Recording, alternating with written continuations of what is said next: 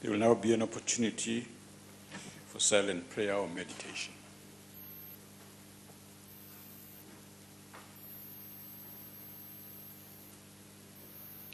Thank you. You may be seated.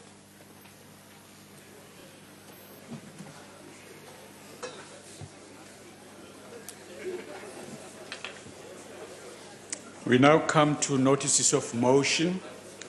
Does any member wish to give a notice of motion? Yes, Honorable Mashile. Thank you very much, Deputy Speaker. I move on behalf of the ANC that in its next sitting, the House debates the impact of illegal or undocumented foreign nationals on our socio-economic conditions. I so move. Thank you. Any further notices without motion?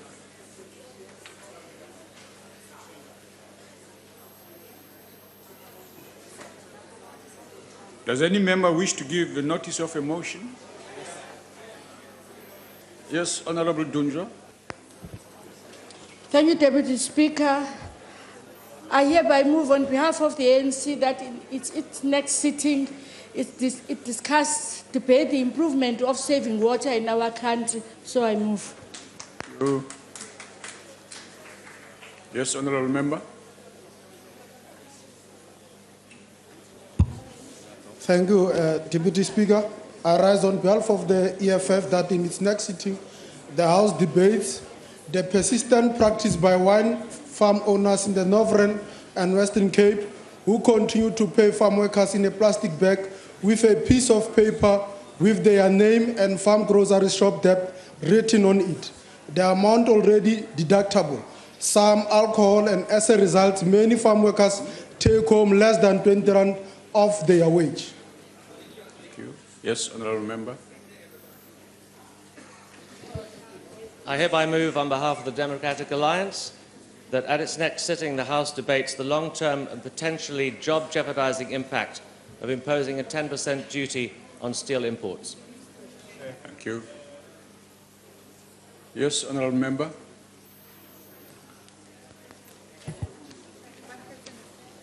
Thank you, Deputy Speaker.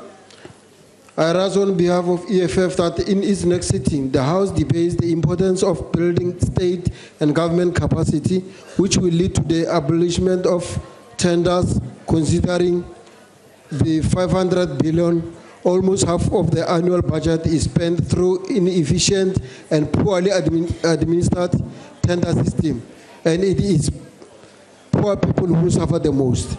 I so move. Thank you. Honorable Kekana.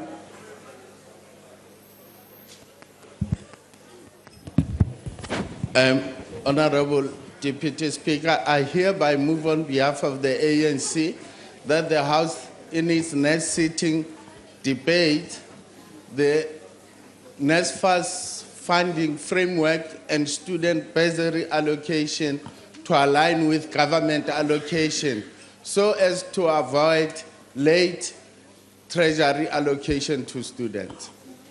Thank you. Yes, Honorable Member at the back. Thank you, Speaker. I hereby move on behalf of the Democratic Alliance that at its next sitting, this House debates the 2.8 billion rands of misappropriated funds at PRASA. Thank you. Yes, Honorable Member.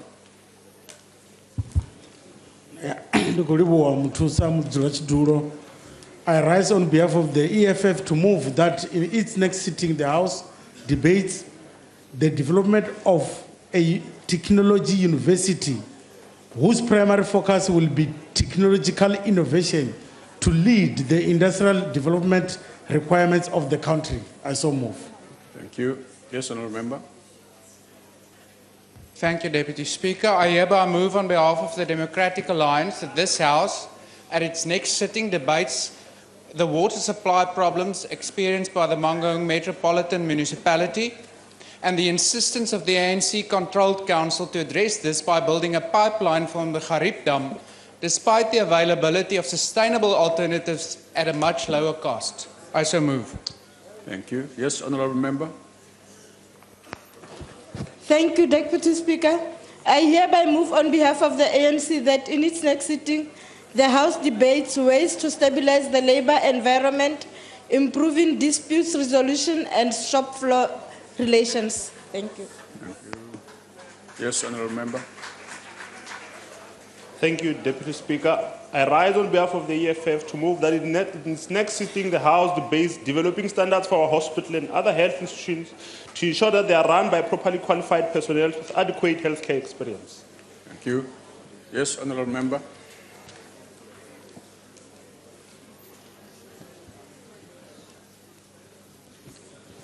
I rise on behalf of the EFF to move that in its next sitting, the House debates the implementation of a minimum wage of 4,500 for all domestic workers in South Africa who continue to suffer gross dehumanization working in the homes of those who once enslaved us. Thank you. Thank you. Yes, Honourable Member.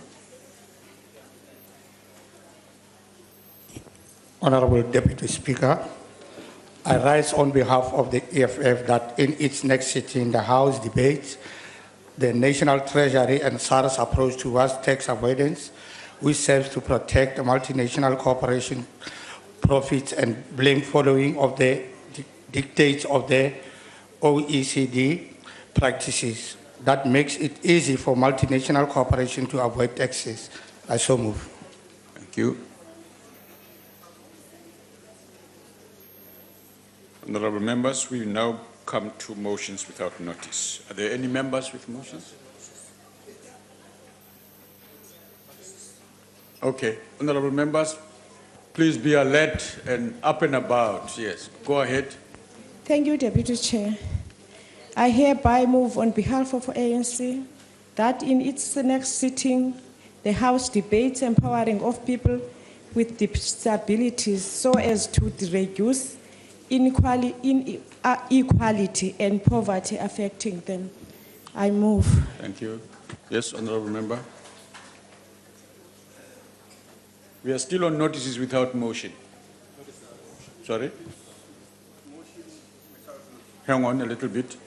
Is there still anybody else with a notice without motion? So that, go ahead. Notice of motion, rather. Yes, Honourable Kubisa. Yes, Deputy Speaker, on behalf of the NFP, I rise to move that on the next sitting day of the House discusses the spate of road accidents in our region. Thank you. Thank you. We're moving to motions without notice. Go ahead, Ndata. The ANC moves without notice that the House notes with sadness the passing of legendary actor Roland Mkwebu from renal failure at the Ithwekwini Heart Hospital and Heart Center on Friday, 28 August 2015. Further notes that the 74-year-older is known for his role as Ntate Mkhize on SABC's one classical sitcom, Emzini Wezinsizwa. 3, acknowledges that Ntate Mkhize was really passionate about his acting career and has appeared in different sitcoms, including Shaka Zulu. 4, believes that this departure is a loss to the arts and culture fraternity, as he was one of the remaining legends who shared their knowledge and mentor the youth. 5, conveys condolences to his wife, Pinky Mwebu, and their 4 children. I so move. If there are no objections, I put the motion. Condolences to the family, but we object to the opportunistic conduct of the ANC. Thank you. Motions fall away. Yes, Honourable Member, in the back. Thank you, Deputy Chair. The ANC moves without notice that the House notes the success of the people of Kala Reserve in the Eastern Cape. This happened when they successfully challenged the decision by the royal family, the MEC for local government and traditional affairs, and the Premier to impose a headman on this community. The people of Kala Reserve had made their choice of the headman in the name of Gideon Sitwai, whose name had been rejected by the royal family, MEC for local government and traditional affairs, and the Premier. Further, note that the judgment by the Bishop High Court that the headman chosen by the people should be recognized is appreciated. The people of Color Reserve had spoken. People should govern, power to the people, not to the authorities. The customary law should be upheld, not violated by the authorities. I so move. Thank you. If there are no objections, I put the motion. The ANC objects. Thank you. Okay. Next. Yes, Honourable Member. Thank you, Honourable Deputy Speaker. I move on behalf of the NFP without notice that this House notes that 5 people were arrested at OR Tambo International Airport after being found with undeclared currency totaling 73.2 million by officials of the South African Revenue Services on Friday, the 28th of August. Further notes that 5 suspects were passengers who were scheduled to leave South Africa on United Arab Emirates flight to Dubai. And finally notes that the arrest is as a result of earlier risk profiling by SARS custom officials who had identified the passengers. Wherefore, we call upon this House to commend the officials of SARS for timeously identifying the suspects and effecting the arrest, and encourage all custom officials to remain vigilant to counter the illegal flight of undeclared currency from South Africa. I so move. If there are no objections, I put the motion. Speaker, I object to the repetition of newspaper reports. Next. Yes, Honourable Member, I'll come to you. Go ahead, Honourable Member. Thank you very much, Deputy Speaker. I hereby move on behalf of the Democratic Alliance that this House notes with great sadness the passing of our friend, brother, and the Shadow Minister of Public Works, Honourable Kenneth Mubu MP, in the early hours of Monday morning. Further notes that before joining the DA Parliamentary Caucus, Honourable Mubu served as a Director for Africa at the International Relations and Partnerships Directorate at the University of Pretoria.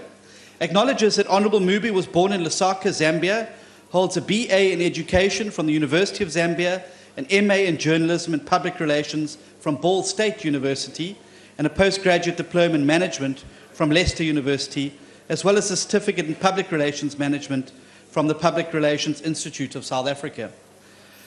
Fourthly, that Honourable Mubu's contribution to building South Africa's constitutional democracy through the various roles he held in his lifetime and the DA presence in the Greater Pretoria region will never be forgotten and will be built upon by generations to come.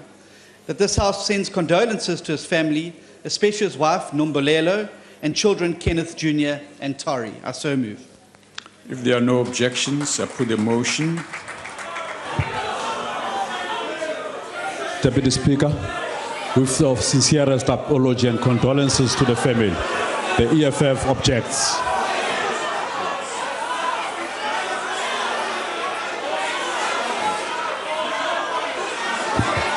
On order.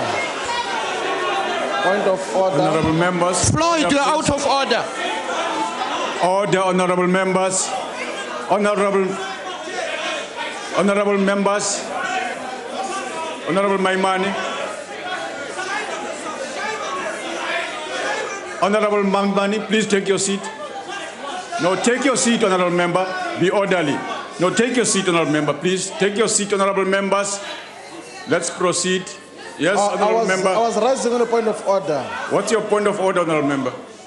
The point of order is that the DA must not do that to That's not a point of order. Tonga, Floyd! Hey, Floyd! Tonga! Honourable Shivambo. Tonga, nonsense yourself! That's wrong! That's nonsense! Honourable Shivambo, take your seat. That's nonsense even yourself! That's wrong! We're not scared of you! Order. Floyd, order. that's nonsense! Floyd, Order. that's nonsense! Honourable members. Honourable Banga. Take your seats.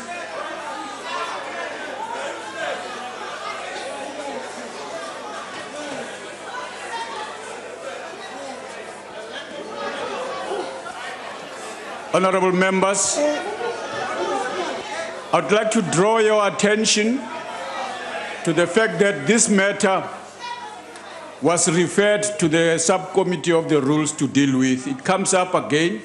Honourable Didiza raised his appeal to members of this House to set this matter out urgently, and I think the subcommittee on rules is operating at the pace of a village cow.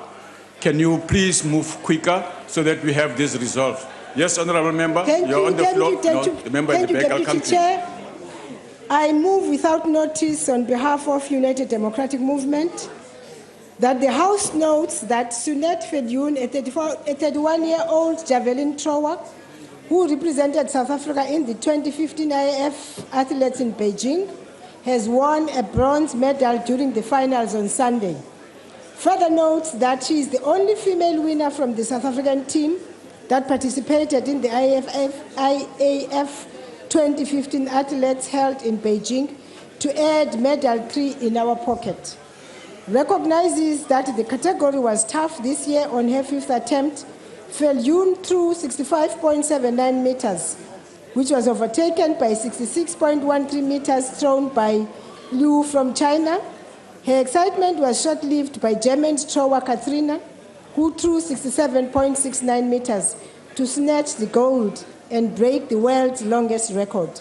We congratulate her for her achievement and closing South Africa's Women Month with a big smile. I so move.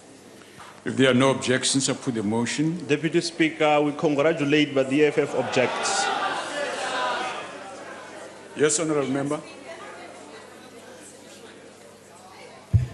Thank you very much, Deputy Speaker. I rise on behalf of the EFF to move without notice that the House note that Mr. Lekgasomolo was traveling from Gauteng to Limpopo province in Zebediel, Mukopong village, when a taxi driver by the name of Vose Legwabe asked him this: Julius Malek. Mr. Molo then replied that it was his right to wear as he pleases. Further note that the assailant started assaulting the victim in front of his colleagues and passengers and left the victim unconscious. Acknowledge that Mr. Molo's uncle opened a case of assault and grievous bodily harm at Makhatle Satellite Office, and the police visited him at Polokwane Provincial Hospital. Further note that the police promised to visit him at home because his conditions was very bad and Mr. Lekgaso could have died. Mr. Molo believes that his ancestors protected him, expressed shock and disgust by the conduct of Captain Sekotlong, who withdrew the case without victim's knowledge. The House to further note that the call by the Minister of Higher Education, Honorable Nzimande, when he called the Young Communist Party to kill the EFF, is the root cause of ANC-sponsored assaults, political intolerance, and violence towards EFF members. If there are no objections, I put the motion. Yeah, no objection. Motion falls away. All right. Object. Yes, Honourable Member? I object. Okay, yes. Honourable Member, right at the back there. Oh, sorry, I'll come to you. I'm sorry, yeah. Thank you very much, Deputy Speaker. On behalf of the Inkatha Freedom Party, I move without notice that the House extends its deepest condolences on the brutal killing of a woman in Amanzimtoti, south of Durban. We note that the woman had 2 hand grenades thrown at her, allegedly by her own husband at their home. We further note that this is a particularly sad and completely unacceptable. It is unacceptable that women continue to suffer domestic physical abuse. We also acknowledge that this all took place during Women's Month, whose mandate is to celebrate, empower, protect, and advance women's rights. And we call on the public and the relevant authorities to be of assistance in the apprehension of the perpetrator, who is still at large. Thank you. If there are no objections, I put the motion. Honorable Deputy Speaker, we send condolences, but we object.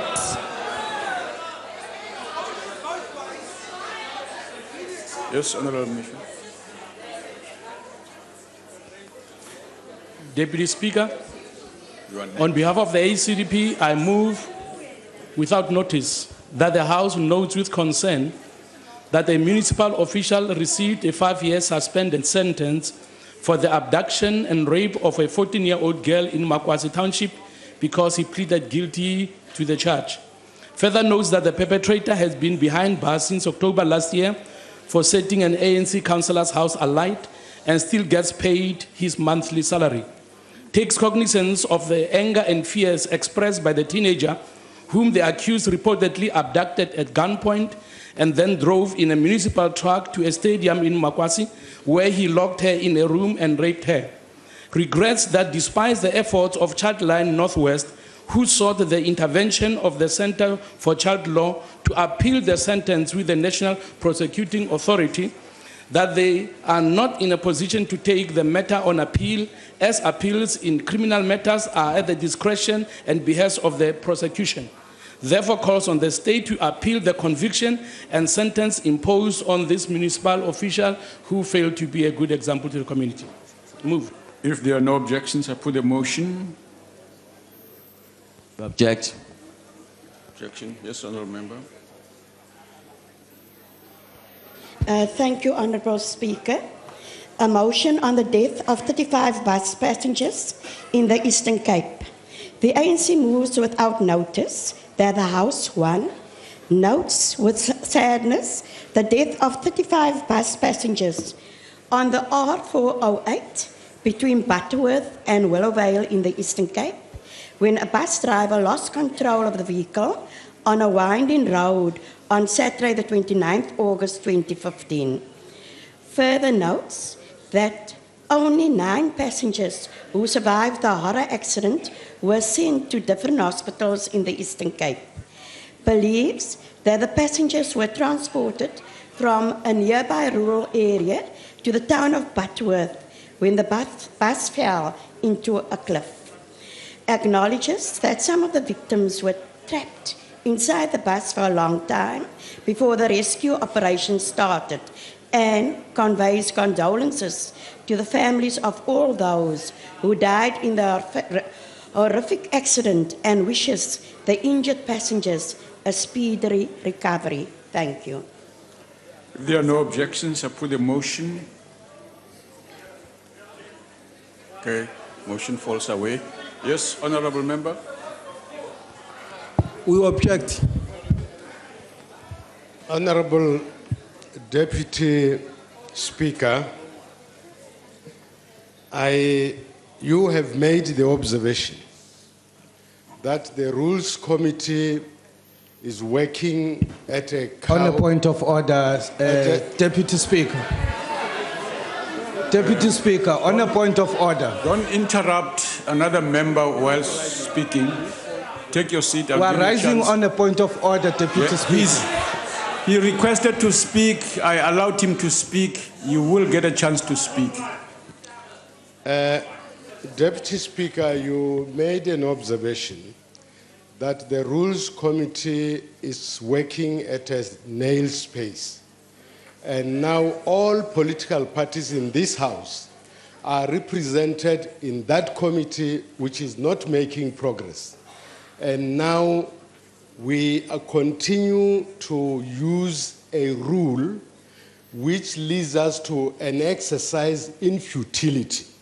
And why should these matters be on the order paper when we know that there is not going to be an outcome?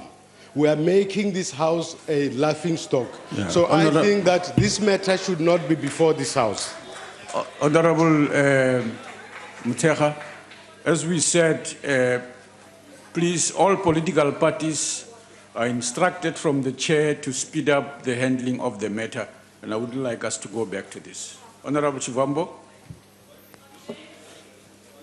No, Deputy Speaker, I wanted to quickly address what was said by the member who just sat down now, that there is nothing which is against the rule which is happening in this House.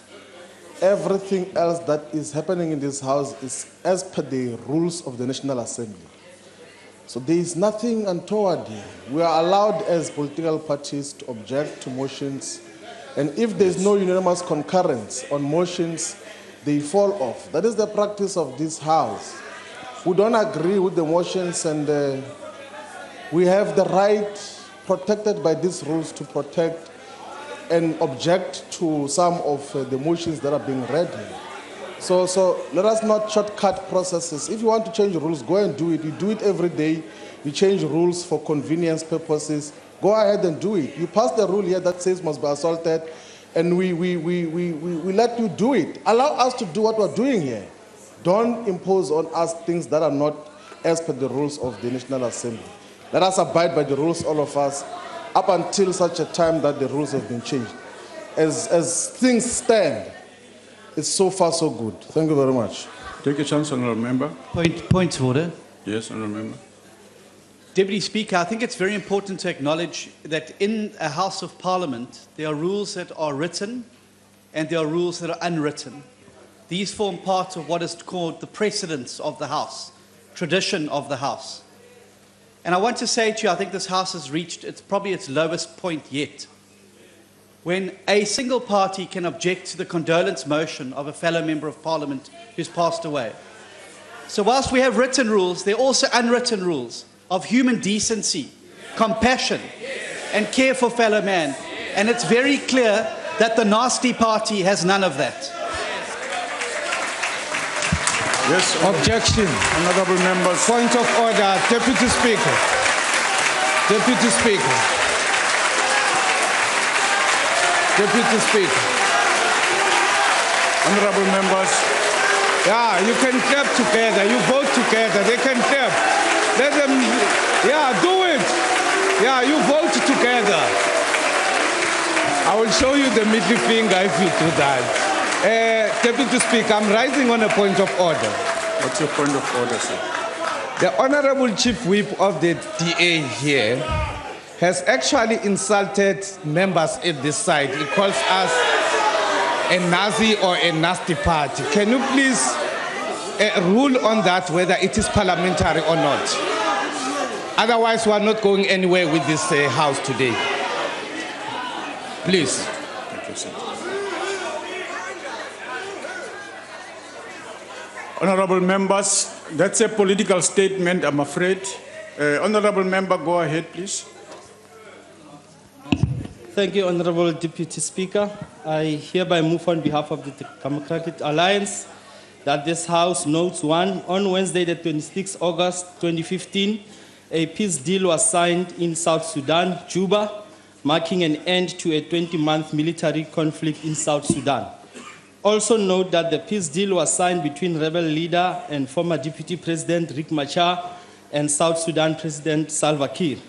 Further note that the 20-month conflict had 1.6 million people displaced, 600,000 fled to neighboring countries, 200,000 sought refuge in United Nations base, and 4.6 million face famine. 4 acknowledges that at least 7 ceasefires have been agreed to and shattered since the conflict started 20 months ago. 5 call for calm and acceptance of the peace deal and all partners to ensure that the deal's conditions are adhered to fully to ensure a long-lasting peace in South Sudan. 6 congratulates the people of Sudan and the stakeholders involved in the peace deal negotiations and wish them all success for the long, peaceful road ahead. I so move. If there are no objections, I put the motion. Speaker, no one must take these useless people serious, so we object.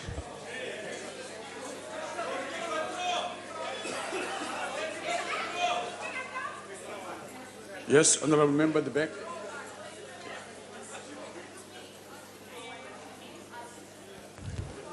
Thank you, Deputy Chair. I move without notice on behalf of the United Democratic Movement that the House notes that a 23-year-old Anna Socio-economic, hailing from Pakamisa Township in the Eastern Cape, took on the best in the world and succeeded. Further notes that he made this history on a day after compatriot Wade van Niekerk won gold in the 400-meter final at the IAAF World Championship, and shared the podium with none other than the record holder of the world, the Jamaican, Usain Bolt. Acknowledges that Jobodwana broke the South African record for the event, finishing in 19.97 seconds, in securing a bronze medal. Further acknowledge that it has been 65 years since a South African athlete won an international championship sprint medal. Thanks to Fanekek and Jobodwana, the country now has 2. Congratulate Jobodwana for his outstanding performance that has put our country on top of the world. Further congratulate his coach and management team for a job not only well prepared for, but well executed. I so move. If there are no objections, I put the motion. We congratulate the young people, but we object. Okay. Yes, Honorable Member. The ANC moves without notice that the House notes with sadness the passing of Northern Cape Education MEC Griselda Boniwe Kiekela Lutsulo at the age of 45 on Thursday, 27 August 2015, after a short illness. Recalls that the comrade Zaza, as he was affectionately known, was the provincial chairperson of the ANC Women's League in Northern Cape and also served in the NEC of the Women's League. 3, acknowledges that she began her service in the province as a regional secretary to the ANC Youth League and steadily climbed the ranks to Deputy Speaker of the Provincial Legislature among her many achievements. Believes that her passing at such a young age is a tremendous loss to the people of the province and the country at large, and conveys heartfelt condolences to the family, friends, and colleagues of Comrade Griselda. I so move. If there are no objections, There's an put the objection. motion. Those are internal matters of the African National Congress. Who objects? Yes, Honorable Member.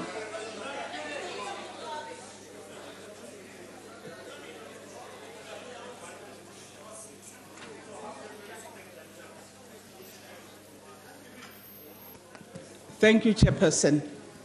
I just want most humbly to draw the attention of all honorable members that when we meet in this House, we meet at the cost of the taxpayer. And we cannot come here and just do what we are doing now. Thank you. On a point of order, Deputy Speaker. Deputy Speaker, on a point of order. Yes, what's your point It's of order? out of order, totally out of order for that member to stand up and grandstand in this House. There is nothing that we are doing as the EFF that is outside the rules of Parliament. For us to object the motion or accept, it is within our right. So for her to come and grandstand here is totally out of order. Yes, Honorable Member. Come to you. Thank you, Honourable Speaker. A motion on the death of 9 passengers next to Craddock. The ANC moves without notice that the House, 1, notes with sadness the death of 9 passengers when a minibus taxi overturned on the R61 between Craddock and Graafrenet in the Eastern Cape on Saturday, 29th August 2015. Further notes that 5 other passengers were injured and taken to hospital.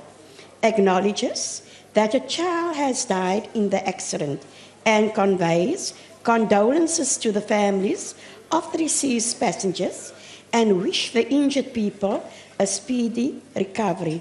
I so move. Thank you. If there are no objections, I put the motion.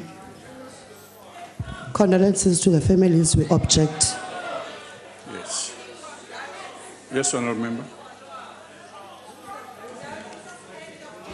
I rise on behalf of the EFF to move without notice that the House note and to acknowledge all security guards, domestic and garden workers in Alexandra who came in thousands to interact with their only trusted leadership who represent the best interest at all times. Note that unlike the other racist party, a fascist party, which claim to acknowledge the plight of the domestic workers, but when they go back to their comfortable homes, they still treat these domestic workers the same way they used to treat them during apartheid, and still force them to carry dome passes like they used to do in the past, just to enter their suburbs and treat their fellow members of parliament like they treat their own domestic workers. The CIC, the president of the Economic Freedom Fighters, President Julius Malema, The president-in-waiting of this country spent the Sunday afternoon listening to security guards, domestic workers, garden workers, not making false of 2026 vision promises to the people who have waited for 20 years not to go to bed hungry. Recognizes that domestic workers continue to work long hours, paid badly, and are treated like slaves.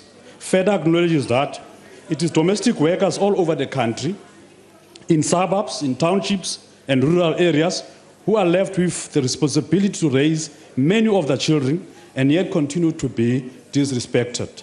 Call on the Department of Labor to convene all stakeholders, in particular domestic workers, to revisit the current prescribed minimum wages, which many employers don't adhere to, and increase wages of domestic workers to a decent living wage.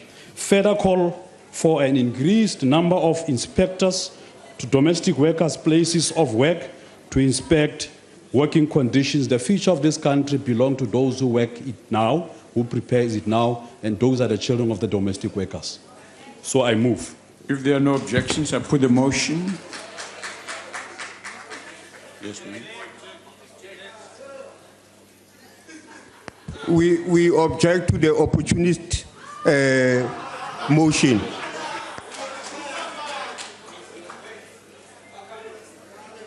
Yes, honorable member at the back.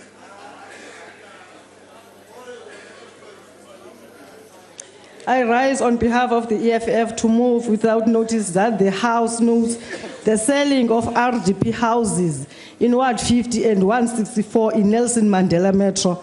Find the violence against honest and committed members of the community who lead the charge to expose corrupt activities, despicable and shocking. Acknowledge the death of 7 family members of the same family who died as a result of lack of proper housing in Ward 60. Send our deepest condolences to the family who lost their loved ones due to a tragic event that could have been prevented had the ANC government prioritized building houses over corruption. Call on for speedy delivery of decent housing to restore dignity of millions of our people who suffer as they continue to be homeless and landless throughout the country. I so move. If there are no objections, I put the motion. Objection. We object. Okay. Yes, honorable member. Thank you, Deputy The honorable Speaker. member at the back there, please. I'll come to you. Thank you very much, Deputy Chairperson. Honorable Gomo, you would be doing that the second time. Let him speak. You'll get a chance. Deputy Speaker, on behalf of the National Freedom Party, I move without notice that this Honorable House knows that the 20th World Transplant Games was hosted in Mar del Plata, Argentina from the 23rd to the 30th of August 2015, and also notes that 46 athletes who are organ transplant recipients represented South Africa in this year's World Transplant Games, and further notes that Team South Africa was placed third out of the 44 competing countries, and finally notes that our athletes won a staggering total of 89 medals, 41 gold, 24 silver, and 24 bronze in a variety of events. Wherefore, we call upon this Honorable House to congratulate the transplant athletes of Team South Africa who have won medals and achieved overall third position amongst all the countries competing at this year's World Transplant Games, and express its admiration for the athletes who had overcome difficult circumstances to compete and who returned triumphantly to South Africa on Tuesday, the 1st of September, 2015. I so move. If there are no objections, I put the motion. The EFF object. Yes, honorable member at the back. Thank you, Honourable Deputy Speaker. I rise on behalf of the economic freedom fighters to move without notice that the House notes the remarks passed by the President of the ANC, Jacob Zuma, on the occasion of the commercial launch of the Medupi Power Station's Unit 6 in Lephalale Limpopo province on Sunday. Further notes that President Zuma, commenting about the economy, said that his government was in the business of running the country and the private sector is in the business of running the economy. Acknowledges that these treacherous remarks, while a confirmation of the ANC's position on the economy for many years and therefore not surprising, these were a unique acknowledgement by the leader of the ANC that his party has all but abandoned its development role and is content with scavenging for crumbs from the tables of white monopoly capital. Further acknowledges that these remarks were of a person who has lost all hope, lost all sense of direction, lost all vision for the country, who is now appealing to white monopoly capital. Many died fighting against, to come to the rescue of the economy. Further notes that these comments by the economics literate president once and for all dealt with the ANC's doublespeak on the economy, dispelled that myth of this being a developmental state, and should have shattered the hopes of communists in the alliance if they were still there. Calls on President Zuma to thank his lucky stars that the only communists he has left in the alliance are the likes of Blade Nzimande, from whom we are still waiting an explanation of where he was in the struggle for national liberation. Further calls on the few remaining genuine voices of the reason in the ANC, the outgoing governing party, to abandon that ship before it sinks further into obscurity. I so move. If there are no objections, I put the motion. Yes, Honourable Member. Objection. Okay. Honourable Nkomo. Thank you very much, Deputy Speaker. I think just before I put in the motion, I would just like to state that as the IFP, we support the statement which was said by Honourable Sheila, as well as the statement which was made by the DA. On a point of order, Deputy Speaker. On behalf of the Inkatha Freedom Party, I hereby move without notice that the House congratulates Nishani Harinarain, who is not just the first woman, but the very first person to graduate with a PhD in constructive management from the University of KwaZulu-Natal.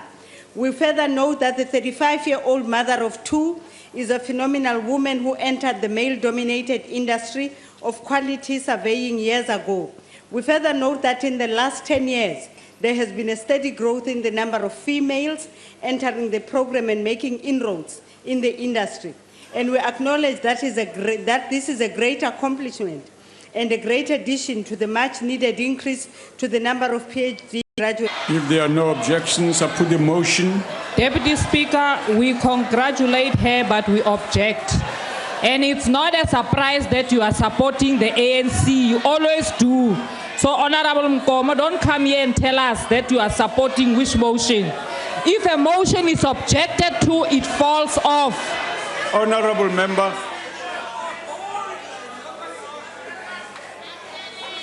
Yes, Honourable Member at the back. Yes. Thank you very much, Deputy Speaker. Economic freedom fighters rise to move without notice that the House notes the EFF Students' Command contested SRC elections for the very first time since its establishment on June 16, 2015. Notes on the 27th of August, the EFF Student Command contested elections in 5 of the Tshwane University of Technologies campuses across 3 provinces. Notes that the EFF Student Command, which is barely 3 months old, received nearly as many votes as the 21-year-old SASCO in all campuses except TUT Mbombela, where there was cross-election maladministration.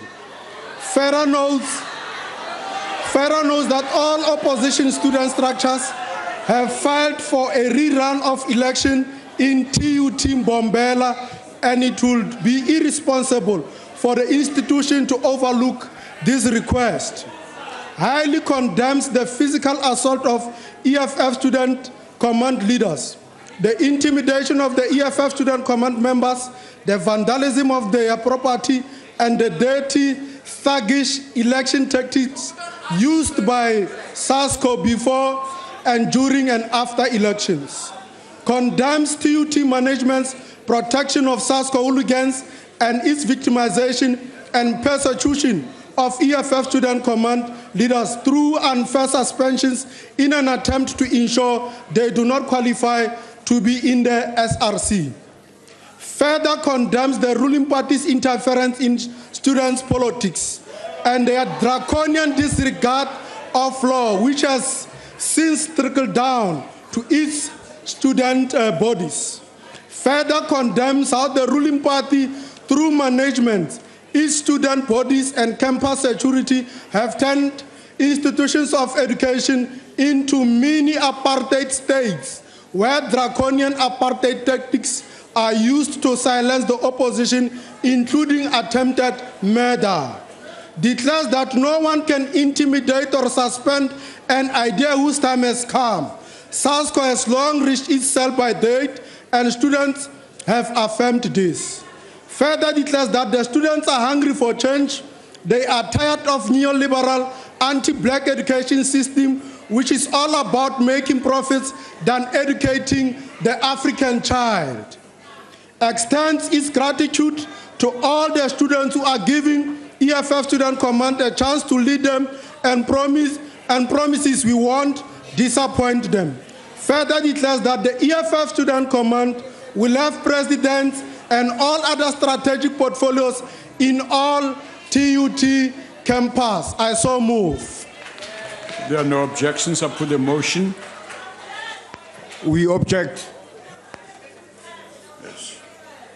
Yes, honourable member. Thank you, Deputy Speaker.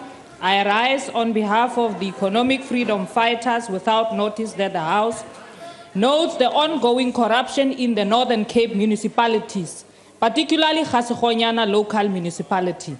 Further notes that the rural development note that was loudly held up by the ANC government, which was promoted by the former President Thabo Mbeki, has collapsed.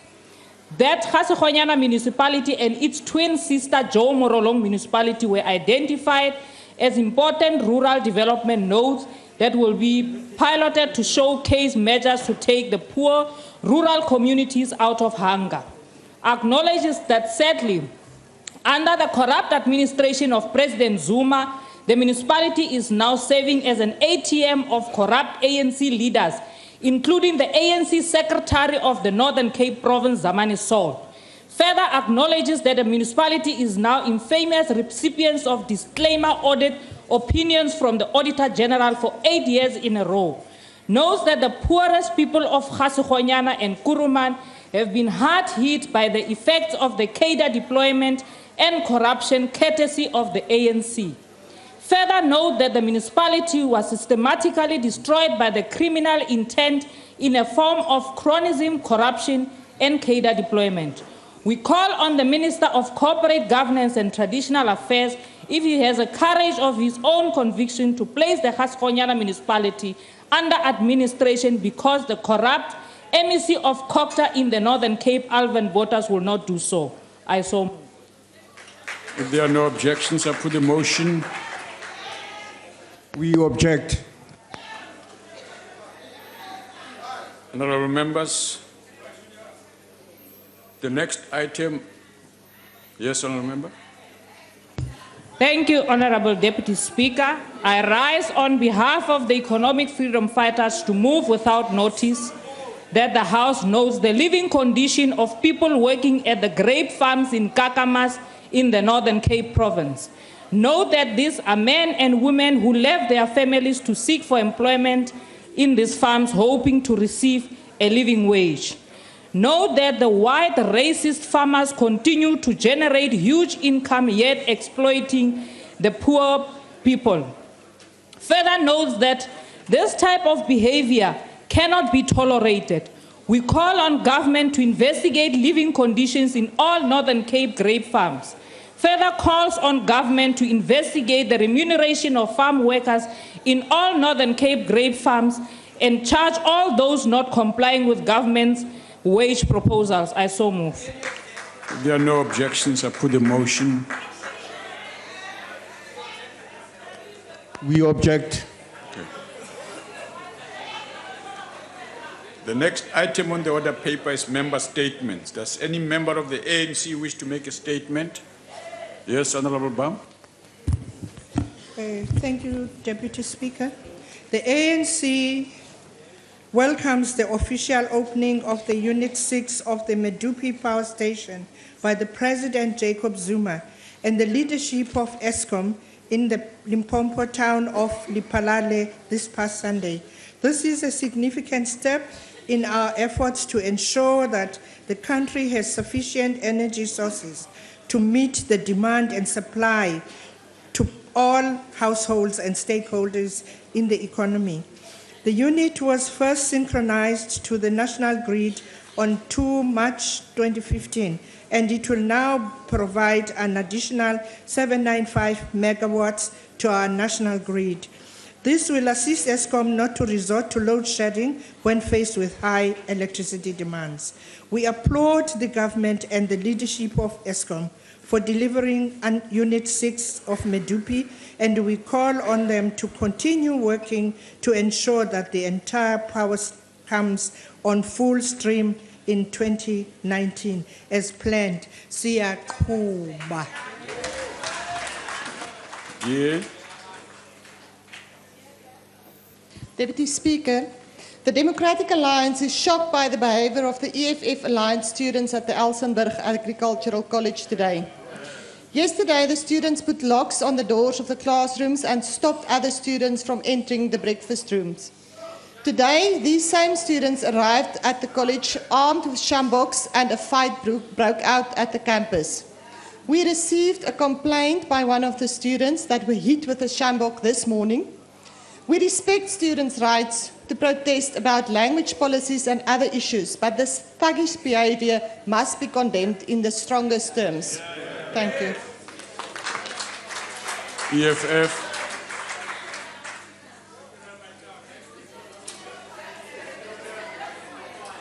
Speaker, we object.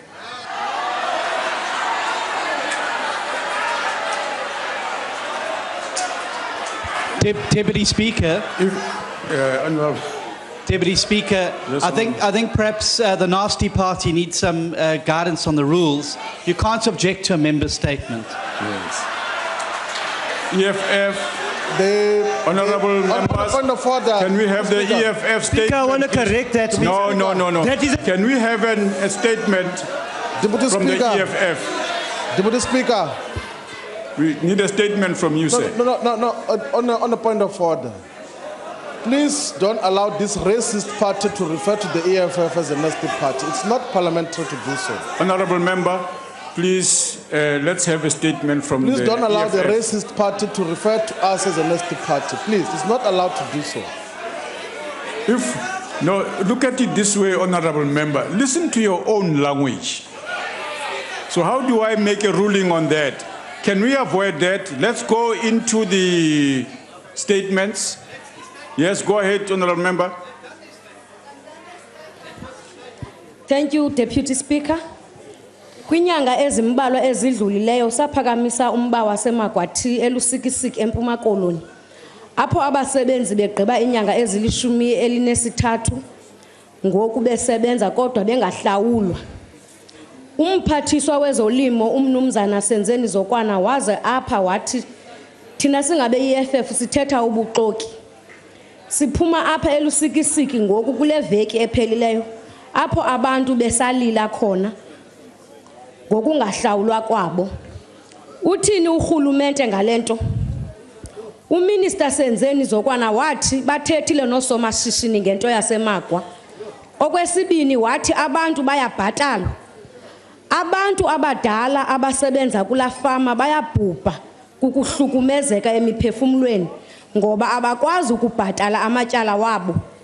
Omnye umzali umntwana uphumile esikolweni ngenxa yokuba umzali wakhe akanamali kodwa yonke imihla uvuka aye emsebenzini athi uyophangela. Bagqibela ukufumana inhlawulo yabo ngoJulayi kulonyaka ophelileyo. Ukutsho namhlanje ababhataleki kodwa wona umsebenzi awumanga kuyasetyenzwa. Kangangokuba iza kuvunwa iti apha kuSeptember. Urhulumente sikhala ngemisebenzi engekhoyo kodwa le seyikho kudlalwe ngabantu. Sicela bancede abasebenzi baseMagwa. Ndiyabulela.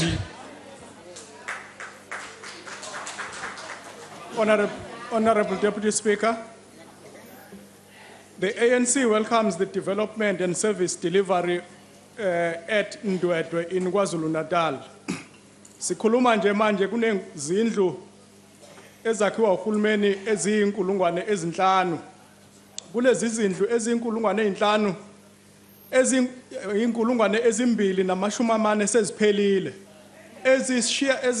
Makhulu ayisishiyagalombili seziya ekupheleni.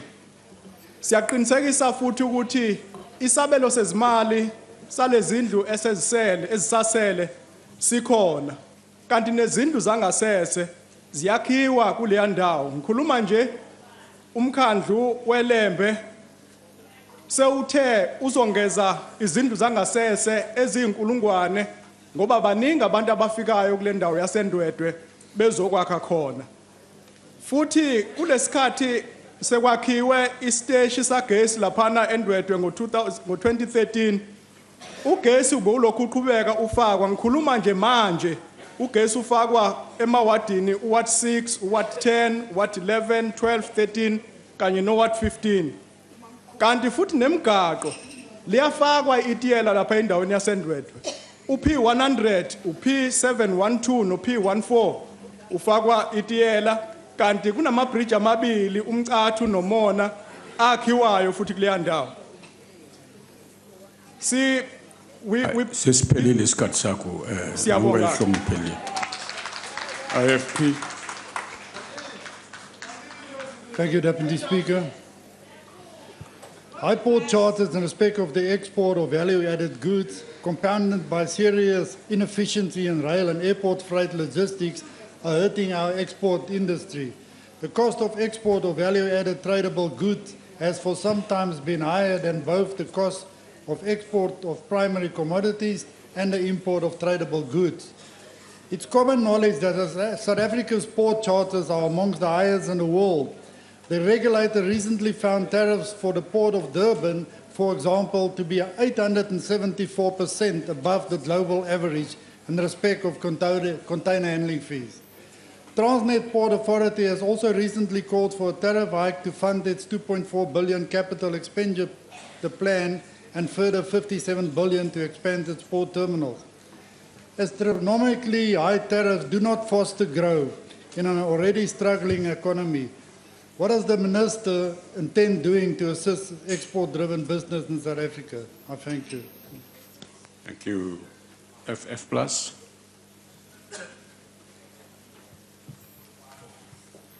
Agbare adjunkspeaker, die Vryheidsfront Plus betreur die gebeure wat plaasgevind het by die Elsenburg Landbou College in Stellenbosch gister en vandag.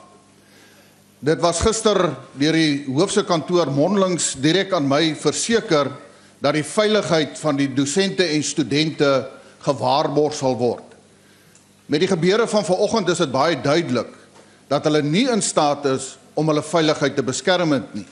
Dit nadat daar studente opgedaag het in rooi oorpakke en sambokke en medestudente aangerand, geslaan en aangeval het.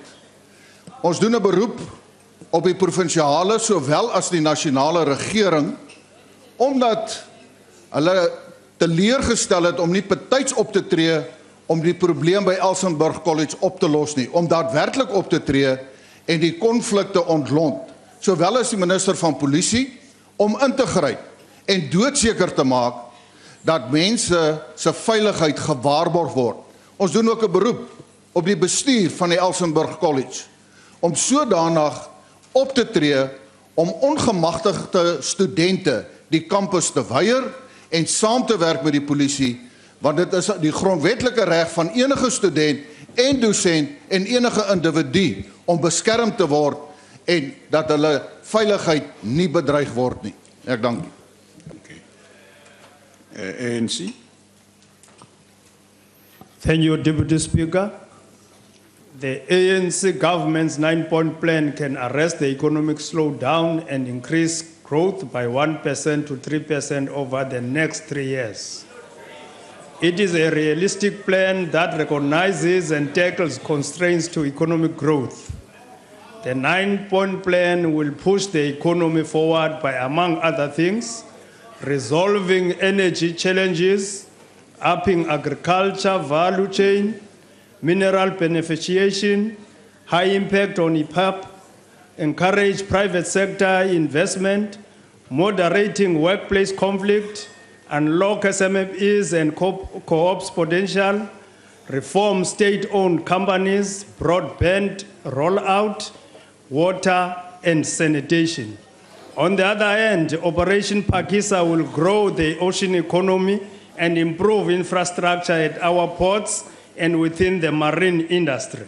Efforts to integrate the SADC ocean economy are also underway, and these include the finalization of outstanding issues in the tripartite free trade area negotiations, which will grow markets in Africa. As Deputy President Cyril Ramaphosa said recently, these will offer limitless opportunities to world markets such as Japan. It will also boost intra-African trade, and for the first time, the WTO MC10 will be held in Africa in December 2015. Cope. Thank you, Deputy Speaker. President Zuma has finally come to accept that the economy is sick. He acknowledged that it could no longer be business as usual. Recognizing the dragging effects of inadequate electricity on the economy, he urged Eskom to work with speed. According to Statistics SA, our country's gross domestic product has contracted to 1.3% quarter on quarter. This is really bad news. Cope wonders whether President Zuma had consulted Minister Nzimande, Patel and Davies before declaring that it was business responsibility to run the economy. The function of a government, he said, was to run the country. Will the ministers endorse the above statement without any equivocation? If they disagree with the president, they must resign from cabinet. Are they prepared to do that? Belt tightening that President Zuma called for must get tighter still. Government is super big and mega expensive. It has to narrow at the waist. President Zuma agrees that it is not business as usual. We wait to see how we're going to remove binding economic constraints, support business growth, motivate consumer confidence, revitalize agriculture, resuscitate industrialization, and tremendously boost small businesses.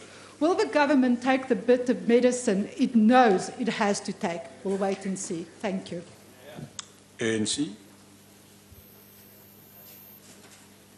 Thank you, Honourable Deputy Speaker. The ANC welcomes the decision of Trade and Industry Minister Rob Davies to approve the 10% duty on certain steel products that are currently pouring into South Africa duty-free. This has been linked to no further retrenchments of workers in these lines during the next 3 years. The ANC government is committed to developing an enabling environment that will retain workers and combat retrenchments. The approval of Minister Davies follows the recommendation of the International Trade Administration Commission, who proposed a duty on several of these products.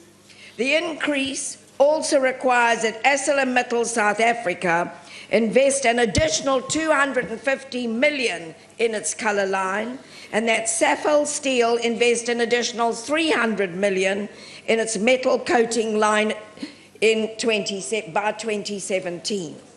However, ITAC will also conduct a review of the duty structure to determine its impact on the industry value chain 3 years from the date of the duty implementation.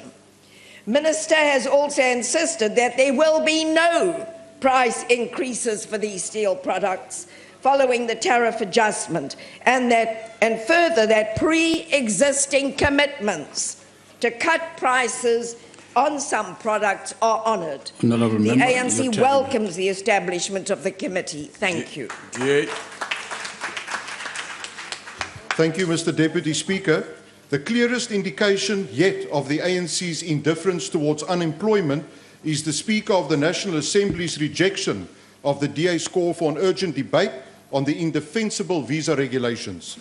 Earlier this month, I wrote to the Speaker calling for a debate of public importance in terms of the National Assembly Rule 103 on the impact of the new visa regulations that it is having on our economy and jobs. In her responding letter, the Speaker outright rejected my call. Clearly, the Speaker does not think job losses as a result of these visa regulations are important. This despite the fact that in 2014, the new visa regulations cost the South African economy 2.6 billion rand and more than 5,800 jobs, and these figures are increasing. Government must now face what is fast becoming a job crisis in our country and suspend these regulations without any further delay. Thank you. ANC. Thank you, Honorable Deputy Speaker. On the 7th of August 2015 at Umsunduza Municipality in KwaZulu-Natal, the NYDA identified 300 youth from the historically disadvantaged families across the spectrum. They will be assisted on the following: the grants, the vouchers to further developing their businesses, such as plaza shops, salons, construction companies, and manufacturing. For an example, they identified that few of the youth were manufacturing toilet papers, but they didn't have the machines. The NYDA also has already assisted 100 young people whom were trained as plumbers at the Pietermaritzburg FET College. These 100 youth, as we speak, they are employed by Umsunduza Municipality so as to correlate their theory with the practice. Last but not least, Deputy Speaker, the NYDA has offered assistance to the 2015 matriculants from the poorest families who wish to further their studies at the colleges or universities. Indeed, Deputy Speaker, the NYDA is alive, visible, and delivering. So I thank you. AIC. Thank you very much, Honorable Deputy Speaker. The community of Maluti Township in Matatiele has been without water for more than a month now. The broken pipes and old walls are neither repaired or replaced by the dysfunctional Alfred Zot district as water and sanitation competencies of the district. The water trucks that are supposed to assist in delivering water to the people are seldom seen in that area. This was reported to our district, but no response was received. We have long been calling as AIC for the abolition of these district municipalities because they are of no assistance to the people and their work is just the duplication of the local municipalities. We would appreciate the intervention of Water and Sanitation Department to bring a solution to this challenge and plight of the Maluti community. This House must also recall that a sum of 28 million meant for sanitation that was stolen by certain comrades was never recovered, and the culprits were just released inexplicable in a way that cannot be explained. As long as the government does not pay any attention to corruption taking place in that district, the delivery of services to the people of that area will remain a dream. Water is very important in the lives of the people. We also call for the immediate investigation into the alleged corruption that is taking place in the Alfred district. Otherwise, these comrades are spoiling the name of the stalwart of that area, Alfred Patibolo. So, thank you very much. Deputy Speaker. Go ahead, Ndati. Deputy Speaker, recognizing that we come from a divided past and sports was used to divide South Africans, more especially in rural communities, it is appreciated that Minister of Sports, Honorable Fikile Mbalula, saw it fit to support the deep rural areas of Mvuchini, Ward 10 in Nkandla municipality by sponsoring a youth day with all types of sporting kits, and that he actually attended the sports day. These are the areas that are not known by others in this house, but that this proves that the ANC-led government is committed to serving all communities, especially rural areas. in promoting and reviving all sporting codes. Whilst a lot is being done in sports, we urge the Minister to continue prioritizing rural areas. I thank you. DA. Thank you, Deputy Speaker.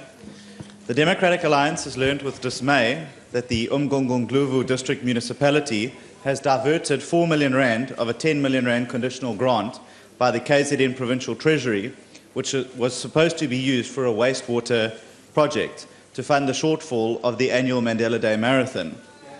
At this council meeting held on the 27th of August 2015, the municipal manager, Mr. Sibusiso Kuzwayo, is alleged to have misled councillors when questioned about the diversion. He said, and I quote, "Yes, I can confirm that the 4 million rand is a sponsorship from COGTA." This, Deputy Speaker, is factually untrue, as COGTA had earlier in the year indicated to the municipality that it would no longer be funding the event due to it being outside of its core function. The municipality has been plagued by water shortages and droughts of late, and to divert a conditional grant, which is meant to be used to improve the lives of rural residents, is totally unacceptable and in contravention of Treasury regulations. The Mayor, Municipal Manager and ANC councillors must be held accountable for their actions.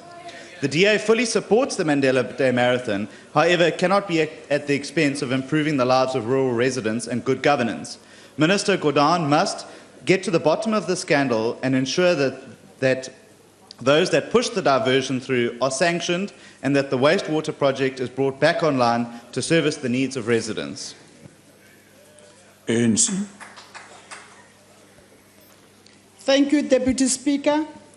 The ANC welcomed the launch of the 2015 Apply Now CATA Career Guidance Campaign at the University of Johannesburg by the Department of Higher Education and Training. The event was held at the glorious Sekwena Gate of the university, which is named after the late parent who lost her life during a stampede in January 2012. The campaign is aimed at encouraging learners, especially those who are grade 12, to take action and apply on time for admission at post-school learning institutions.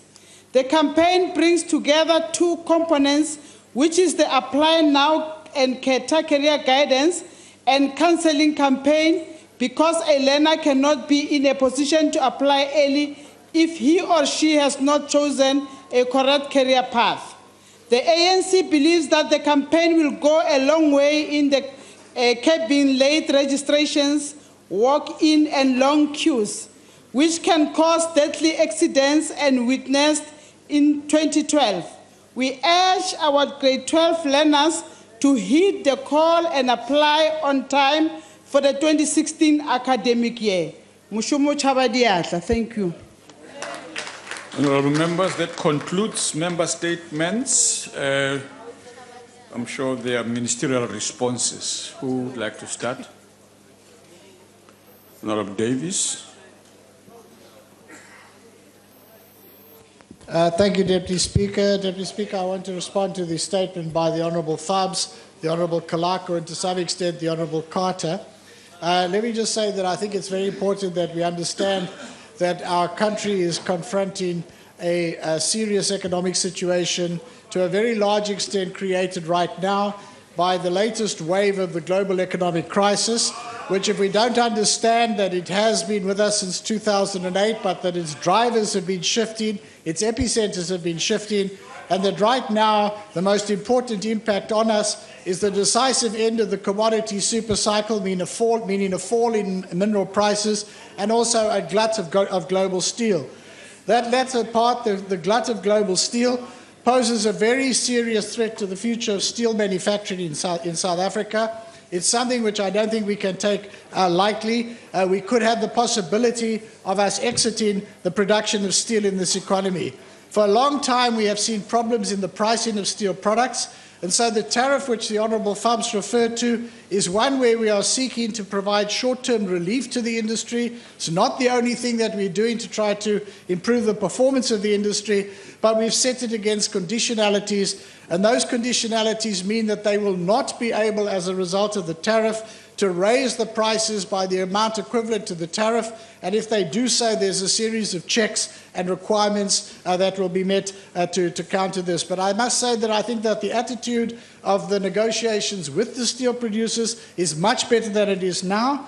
And that points to the need for us to act to address urgent challenges while at the same time continuing to make progress on the long-term structural transformations of the economy, moving it up the value chain. I believe that the Honourable Kalaku's summation of the 9-point plan shows that's the direction we're moving in, that we are making progress. The Honourable Chance made a notice of motion, which I think the tone of which was that he was about to oppose the tariff increase on the steel products. I would invite him to stand up before thousands of workers in the steel industry and say that the DA does not care about their jobs, is happy to see them go down the tube, and to tell the entities and steel manufacturers in this country they're similarly indifferent. Thank you. Honourable Zokwana.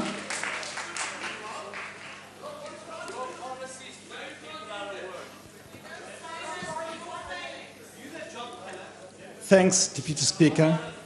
First, on the issue of Lusigisi tea plantation, let me report to the fact that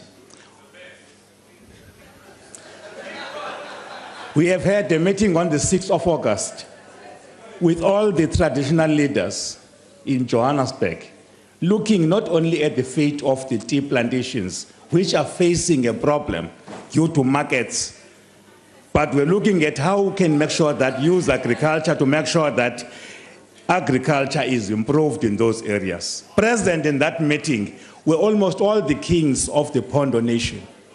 A team is going down to the Eastern Cape to ensure that the process taken through to make sure that we change that. As I speak, the Magwa tea plantation will be transformed. 200 hectares of that tea plantation will be changed into avocado because of the need global of avocado plantation. Is a decision not reached with EFF, it is reached with communities and kings. We don't need a permission from EFF to decide what we do going forward. We are convinced what we are doing is correct. What we are doing is going to make sure that there are changes. The people of that area has been engaged. But more than that, I hope that the honourable member will do her research to know that it is CDC that is currently controlling those tea plantations, a matter we are dealing with, so that they fall under our department. We're not trying to avoid to take care of the issues involved. We have met the people in that area. We have got programs to deal with it. On the issue of Stellenbosch, I think that we need to agree here that it is the right of student organizations to put forward their demands, to march and do everything, but to lock the buildings, prevent other students from studying, to even beat others, cannot form part of what we understand to the right to march. Thank you, Honourable Minister. Your time has expired. Honourable Madana. Honourable Manana. Well, thank you very much, Honourable Deputy Speaker. Indeed, Deputy Speaker, we condemn on any form of violence happening at all our institutions of higher learning. We call upon all members of the higher education community to treat one another with respect and conduct difficult and painful debates in a humane and constructive manner. However, the Stellenbosch University must now work on the culture and attitudes of the whole of its community and constituency, as everyone must be treated equally and have a fulfilling experience at the university. Honourable Deputy Speaker, indeed, the Apply Now campaign has been a resounding success. Siyabonga ukuthi niyawubona umsebenzi, Honourable Nkadimeng. We launched the campaign in 2012 following the unfortunate incident that happened at the University of Johannesburg. And since then, we have managed to successfully reduce the long queues at our institutions of higher learning, and walk-ins have been minimized at all our institutions of higher learning. Thank you very much, Honourable Deputy Speaker. Thank you. I support the African National Congress. Thank you. Thank you very much, Honourable Speaker.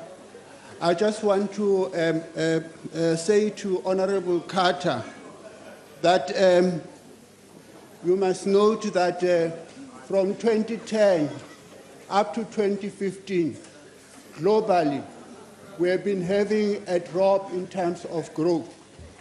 And the leadership of South Africa through its national growth, national development plan, through its national growth path, and the present 9 points, is one that has shown that there is resilient and a vibrant leadership to avoid us getting into a recession. And if we were to note and read properly in terms of the various contributions of the different countries, you would have noted that all countries, most of the advanced countries, have revised down their growth from 40% to... Honorable Deputy Minister, please hold on. Yes, Honorable Member. Is that a Deputy Minister? No, Can take your seat, don't joke. Okay. Do your work, Honorable Member. Proceed, Honorable Deputy Minister. I just wanted to indicate to her that if she can look at the data, she will realize that most of the countries have revised down their growth, but about 40% when South Africa has been revised only to 33%. And also just to indicate to you, yes, we are worried about our growth, and we're worried about the various areas and the performances of various provinces. As you would have realized that we are worried about the Western Cape, that has actually lost its employment by 4% from the previous quarter, and the 10% of the northern 10,000 from the Northern Cape. And the 10-point plan is going to assist us to have a resilient and be able to make us begin to grow up so that our growth can actually be adjusted to a higher level. Thank you very much.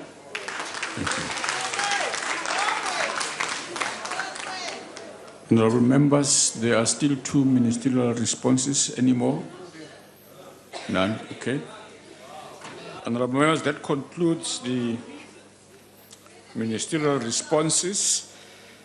The next item on the order paper is subject for discussion in the name of Mrs. B.L. Abrahams on the socio-economic impact of alcohol, drug, substance abuse in the communities and local development and the solutions thereto. Honourable Abrahams. Thank you, Honourable Speaker, Honourable Deputies, Honourable Ministers, Honourable Deputy Ministers, Members of Parliament en de gallery guest. Achtbare adjunct Speaker, dit is inderdaad een groot voorrecht voor mij om vandaag deel te nemen in die debat. Open quote, socio-economic impact of alcohol, drugs and substance abuse in our communities and on local development and their solutions thereto, close quote. Honourable Deputy Speaker, in the ANC strategy and tactics document adopted by the 52nd National Conference in Polokwane in 2007, yes, pronounces that, open quote, comprehensive social transformation entails changing the material conditions of all South Africans for the better, but also ensure that we forge a nation inspired by values of human solidarity. It is the combination of these factors that describe the civilization of national democracy that the ANC seeks to build. In advancing this policy position, the ANC's social transformation program has always and continues to ensure that it builds a better life for all South Africans. This the ANC government has done by ensuring that the basic essentials such as housing, water and sanitation, education, safety and security are provided to all South Africans. Whilst working progressively to create this type of society, certain challenges prevail that hamper the achievement of the central aim of transformation.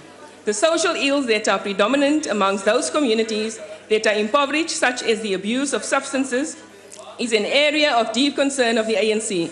The ANC continues to provide direction through its, open quote, strategies for social transformation, which seek to empower people to lift themselves out of poverty while creating adequate social nets to protect the most vulnerable in our society, close quote.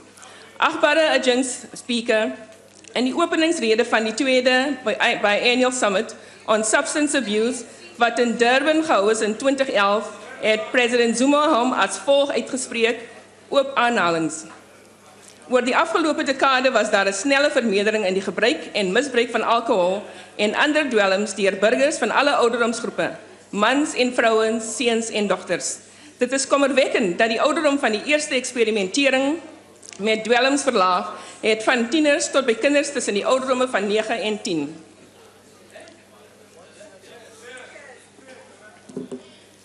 The ANC has continuously committed itself and its government to mobilize communities around the Healthy Lifestyle campaign, including the anti-tobacco campaign and the campaign against alcohol and substance abuse.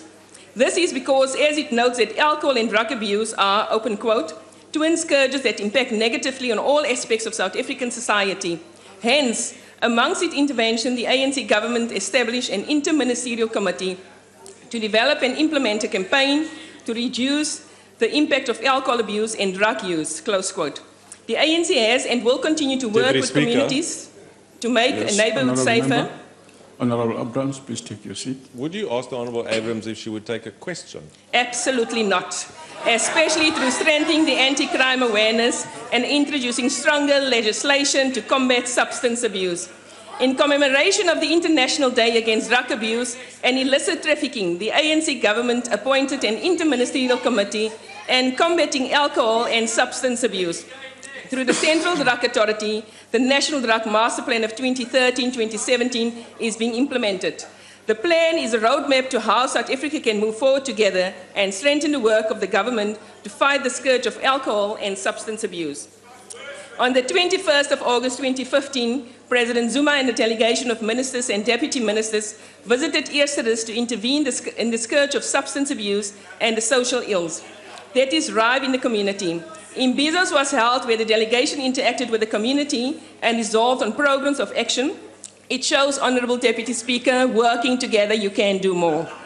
The city of Tshwane has registered 1,024 indigenous families from the community of Eersterus who are receiving free basic services, and during the roadshow held in July, the city also assisted in a further 187 families who needed urgent intervention. The NYDA will open an office in Eersterus before the end of November this year to provide information to young people about education, career, employment, and economic opportunities. The NYDA, working together with the city of Tshwane and the Gauteng province, plans to implement a youth build infrastructure development program in Eersterus, whereby 100 young people from this community will build 100 houses to address the housing shortage. The 100 young people will be trained in housing, building, plumbing, etc. Honorable Speaker, 69 crime intelligence operations have been conducted so far in the area and have led to the arrest of 55 alleged drug dealers. Police are working with community-based anti-crime organizations and security cluster partners in conducting awareness campaigns against drugs and crime in general in the area, as well as other operations such as school campaigns through police visibility, stop and search operations, and other initiatives.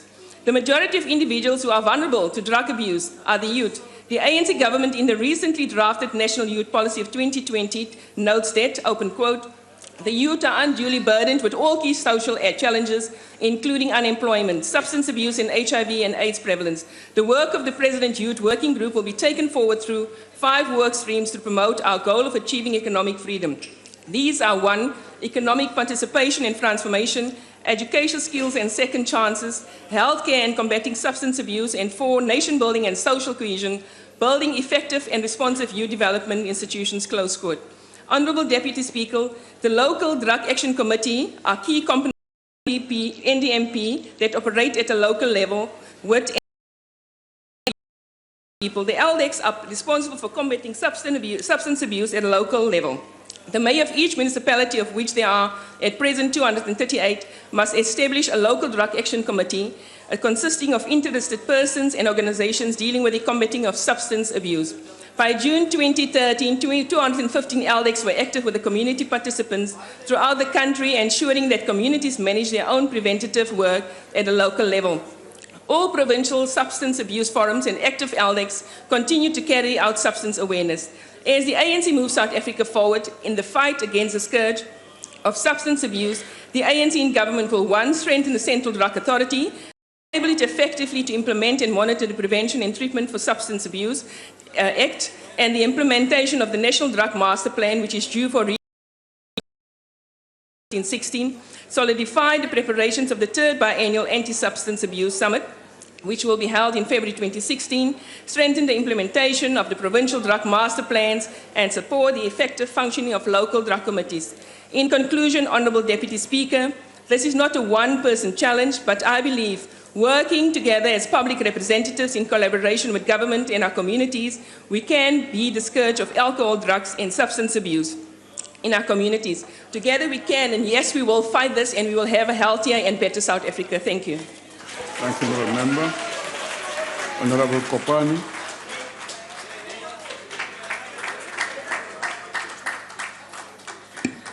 Honourable Deputy Speaker, I would like to dedicate my speech to a brother, a friend, and a colleague, Honourable Kenneth Mubu, who passed away yesterday morning. May his soul rest in peace. Today, I stand here with a heavy heart. The debate today is about an issue that poses a real threat and a serious threat to our society. The reality is drugs, alcohol, and substance abuse is a major threat to our nation, is a threat to the society, is a threat to our economy, and is a threat to our democracy. We must be willing to do more together to fight this major social problem in our country. Deputy Speaker, apartheid was an evil system that has denied many South Africans the opportunity to improve their lives. Yet, we worked together, we were able to free ourselves from this oppressive system. This is a proof that when South Africans stand together, we can defeat any enemy. For the past 6 years that I've been a member of this House, I have spoken to many members in this August House regarding this issue. It was clear to me from this discussion that many of us were the victim of drugs, alcohol, and substance abuse. It was more clearer that many of us, we feel senseless and helpless as victims. In the name of drugs, many of us in this House also, we have lost our children. Many of us, we have lost our family. Many of us were divorced. Many of us were in a process of divorce. Many of our children, they are in and out of jails. Many of our children are school dropouts. Many of our children, they are in and out of rehabilitation centers. The fact is, drugs and substance abuse does not know any political affiliation, doesn't know any social status, and doesn't know any race. The devastating effect of substance abuse in our community, it is clear in the instance of theft, rape, murder, child abuse, drunken driving. Drug and alcohol abuse undermine the safety and the well-being of our communities. Law enforcement is struggling to deal with this scourge as resources are limited. We have seen a steady increase in a drug-related crime from 63,000 in 2004 to over 260,000 last year. These crime statistics are but a small indication of the extent of the social impact of substance abuse. Considering the extent of a problem of substance abuse in our country, one would have think that more resources will be allocated to collect the data on the substance abuse patterns in our community, to identify the underlying factors that contribute to the substance abuse, and to access implementation of our current programs to treat substance abuse. The DA understands the desperate need for more resources. It is for this reason that for the past last 5 years, we have doubled our budget from 90 to almost 93 million to the substance abuse prevention and rehabilitation substance program. Deputy Speaker, the Central Drug Authority, established under the Department of Social Development, has not been able to publish any truly representative recent data on the extent of addiction in our country. Last year, the CDA was allocated only 12 million to carry out its mandate, from which it has paid salaries and allowance of board members. Little remained to carry their mandate to assist the fight against substance abuse in the country and to oversee the implementation of the National Drug Master Plan. In March this year, The CDA told the Portfolio Committee on Social Development that no impact assessment of the National Drug Master Plan has been done. This is particularly wrong considering the extent of the substance abuse in our country. This government is ill-prepared to take a decisive action to deal with this problem. Far more research is needed to be done to the extent on the impact of substance abuse. This research is vital to fully understand both the scope and the impact of substance abuse. CDA Dr. Ray stated in 2011 that substance abuse in South Africa is estimated to cost the economy more than 130 billion per year. This is a remarkable statement, and one will think that socio-economic problems such as substance abuse with 130 billion annual tech will warrant the action or more resources to be allocated into research on how to deal with this scourge. It is estimated that substance abuse in South Africa is almost double the international norm. In fact, the United Nations have already identified South Africa as a transit hub for drugs and increasingly being considered a drug capital. But maybe we need to ask ourselves why the ANC-led government has closed the most effective unit within SAPS, South African Narcotic Bureau, that was fighting this evil in our country. The DA recognized the extent to which substance abuse poses a serious threat to the communities, especially the youth. That is why the DA run Western Cape have increased the number of drugs rehabilitation centers over the last 5 years from 7 to 24. Deputy Speaker, a talk is a cheap. As a country, we cannot fight substance abuse if we don't know the real extent to the problem. The resources must be made available to gather credible data and to be effectively monitor the substance abuse. The specialized unit like the SA Narcotic Bureau within the SAPS must be re-established and to gather the intelligence and investigate and prosecute the drugs cartels operating in South Africa.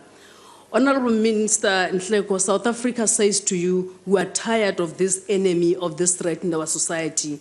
We need to make the resources available to fund the rehabilitation centers, the drugs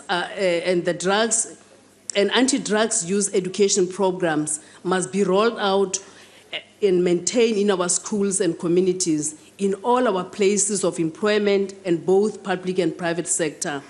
Honorable members, I'm appealing to each and every one of us. Let's stand together and fight this evil for the sake of our nation and for the sake of our children. Thank you. Honorable Matthias. Deputy Speaker, for as long as the economy of this country remains in the hands of Oppenheimer, of the Rupert and the ills, the debate on alcohol and substance abuse will forever remain with us. And this is reflected in the manner in which ministers and members of this House go out and make statements reckless that EFF members should be killed when they are high on something, on alcohol. And the next day they turn up and say, no, that was the figure of speech. The figure of speech is a food. And this is the extent to which how alcohol abuse is serious in this country. Members of this House make irresponsible statements because of that. Often we have had this subject of the impact of alcohol, drugs and substance abuse in communities, as we debated today, always focusing on misguided and misplaced areas and the source of the problem. The tax paid by alcohol and tobacco industry combined through turnover tax, pay as you earn, and all other forms of tax does not even begin to make a fraction of the expenditure by government to mitigate the impact of alcohol, drugs and substance abuse. According to a review of the taxation of alcohol beverages in South Africa by the National Treasury, based on conservative estimates, national and provincial governments allocated more than 17 billion to deal with direct consequences of alcohol abuse. Honorable Deputy Speaker, only 890 million of revenue collected from these industries is just under 5% of the cost of the fight against alcohol and substance abuse. Alcohol abuse is the third largest contribution to death and disability. The main reason for many of work-related injuries and increased absenteeism as well as employees' high turnover. Yet we talk about abuse of alcohol without reflecting on the industry itself. It is a fact that alcohol and drugs industry is a killing industry. And until society starts viewing it that way, talk about it that way, the impact caused by alcohol and drugs abuse will continue to be appalling. And for the ANC government to think they can deal with alcohol, drugs and substance abuse by holding shebeen owners responsible for actions of people they sell alcohol to highlights lack of insight by government in addressing the problem confronting our society. Even more alarming, in the Western Cape, the DA government sits idly and fold arms while wine farmers continue to pay farm workers with alcohol. More fundamentally, alcohol abuse is directly linked to economic apartheid. For as long as the economy of this country is untransformed, for as long as it remains in the hands of the few, for as long as the economy and the commanding heights of this country are not nationalized, we'll forever sit with the problem of alcohol and substance abuse.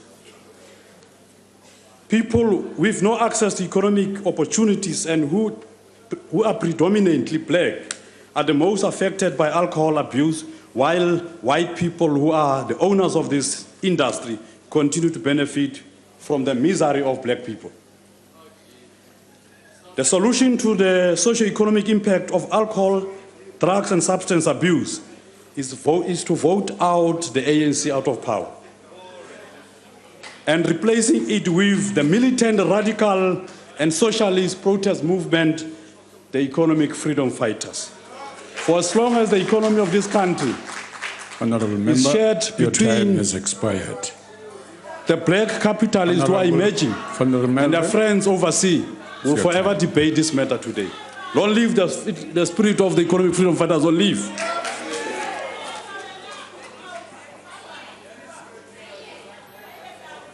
Honorable von Riemen.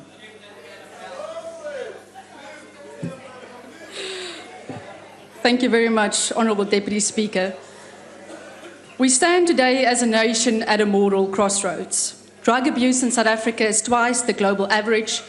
In alcohol consumption, we are among the top 10 nations in the world. This is not a hidden social evil. Daily, our newspapers carry the individual stories that represent what is happening in our families and our community at large. We know about the woman who is forced to use her social grant to buy her husband's fix while her children go hungry. We know about the neglected babies whose mothers are under the influence of alcohol and the men who sell their children to sexual predators for drugs.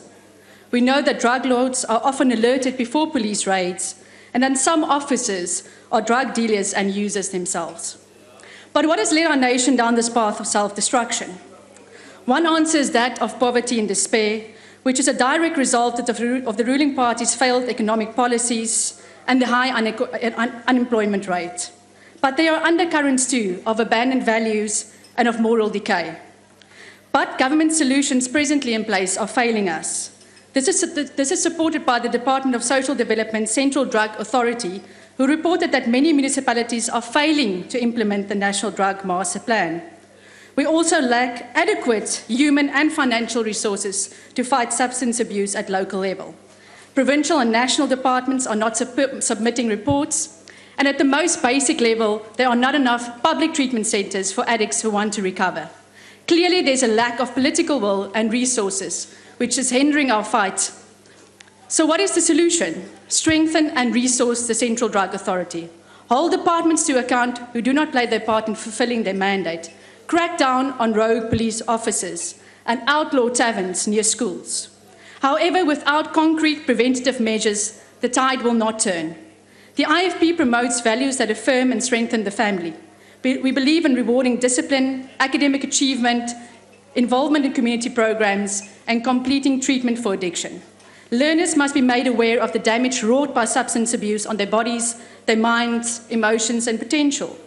We need to offer alternatives, including sports facilities and youth groups, so that young people can fulfill their self-expression and peer acceptance.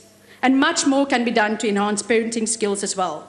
But finally, Honourable Speaker, Deputy Speaker, our greatest offence and defensive action would be that of ensuring that this government is up to the task of creating jobs. This will be the very first step in turning the tide against this crisis, which is destroying our nation. I thank you. Thank you. Honourable Mwabe.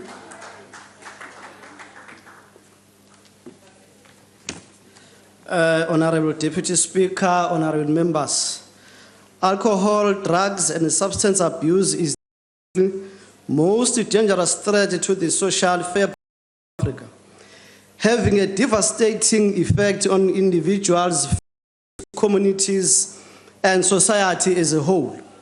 The World Health Organization statistics show that South Africa is among countries where people show the highest risk patterns of alcohol consumption in the world.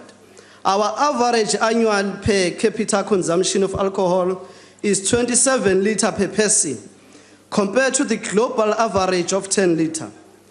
This is a frightening statistics, particularly when we consider that this heavy alcohol consumption is estimated to cost the local and national government approximately 17 billion rand each year. The economic cost of drug and other dependency substance abuse remains a matter of conjecture, but it is probably safe to say that it equals or could be worse than the estimates of alcohol abuse. The research showed that alcohol abuse was not only robbing the country of money, it was also the third largest contributor after unsafe sexually transmitted infections and interpersonal violence, both of which are influenced by alcohol consumption.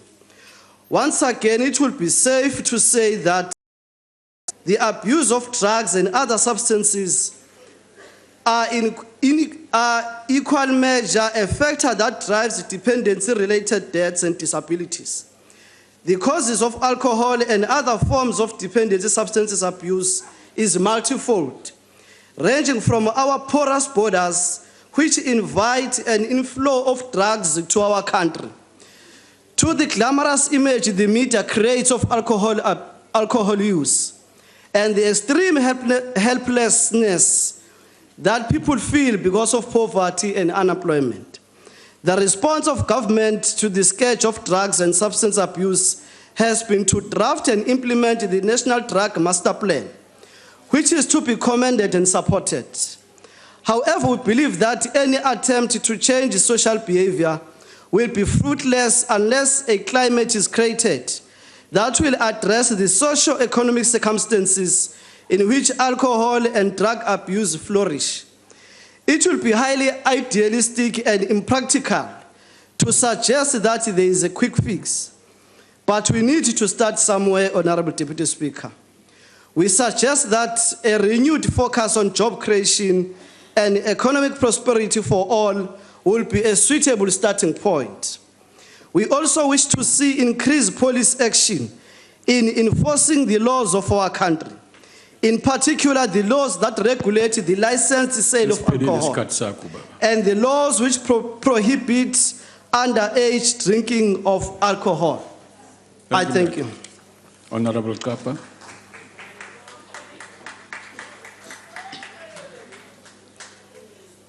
Honourable Speaker, Deputy Speaker, honourable members, the debate taking place today is very important, not only for us as members, but for our communities in various constituencies as well. It takes place when there has been a call for such a conversation to take place in this House by a number of honourable members, and I'm convinced this intervention will culminate into another such engagement throughout the country. As already stated by other speakers before me, the matter of drugs and substance abuse is indeed ravaging our beautiful country, leading to social crimes, family disintegration, as well as domestic violence. The President of the Republic of South Africa, His Excellency Jacob Zuma, is leading a campaign against this scourge in provinces Communities are also taking their own initiatives, also inviting the president to work with them in those initiatives. In other provinces, the premiers have also hosted the anti-drug and substance abuse programs in their own offices as special programs included in the moral regeneration that has already been in place. For the benefit of some of us who haven't been able to appreciate what steps have been taken, I must give some examples. The number of South Africans who are problem alcohol abusers in 2010 was 270,901, while those who are problem substance abusers was 1.997 million. I'm speaking from an concrete experiential learning from our oversight visit. We found that about 50% per 1,000 of school entry children have a fetal alcohol syndrome disorder, a living example being areas of Northern Cape, Kimberley, Khalishiwe, and Rodepan, where it was found that 60% of grade 1 children had irreversible brain damage, and that hinders their growth both cognitively and physically. The thereto place of safety that the committee visited in the Northern Cape accommodates such children. These children are living examples of cognitive damage that is caused by this fetal alcohol syndrome. Even though these children were in their teens, mid-teens, their physical structure, indeed, Honorable Deputy Chair, was that of a younger than 10 years old. We often hear of media reports of our own children as South Africans, especially young girls, being used as drug mules in foreign countries. One was sadly sentenced to death in another country. The problem is indeed enormous, but the ANC government has established at least 7 public treatment centers and is also supporting 48 registered private treatment centers. 5 treatment centers are currently in the construction phase in 5 provinces. 73 outpatient treatment service centers are in operation, as well as aftercare support centers. Almost 17,000 patients have gone through these doors and received treatment. Reintegration is also implemented and supported by support groups. However, this is too little if you look at the magnitude of the problem out there. If one looks at world trends versus South African trends in access to treatment, one in 3 patients have access to treatment in North America. 1 in 4 patients in Oceania. 1 in 18 in South Africa. Given the government and community efforts as we speak, and the rate of spread, there is more effort required by ourselves. The country as a whole will have to go back to basics. The white paper on families now being implemented by the Department of Social Development emphasizes the importance of families and thus establish interventions aimed at strengthening these family institutions. It is critical that its implementation must be fast-tracked and accelerated. And also, promotion of both family life and parental guidance under these circumstances is extremely important. Time has come for parents and children to spend more time together as families. More parenting values and skills, those written as in policies and those unwritten, which are passed down from generation to generation, are key to the strengthening of the families as they promote our Ubuntu. A family unit, when it is supported and strengthened, can be the best vehicle to prevent substance abuse and drug abuse. Further, social cohesion has to be strengthened as families and individuals who are affected by the scourge are often stigmatized by the communities. We also need to use existing infrastructure in all these provinces for recreational use and find ways to keep our youth busy and developing their skills, because they find themselves abusing drugs because they have nothing to do. My conclusion in this would be that the evil that occurred, indeed where we are today, is because we woke up landless, with nothing to own, being wanderers in our own country. And this is the reason for us facing this foreign habit of drug abuse. Utywala kudala babuselwa kodwa babungenje kuba noko sasibutya sihluthi isibongo. Ndiyabulela. Honorable Majeke.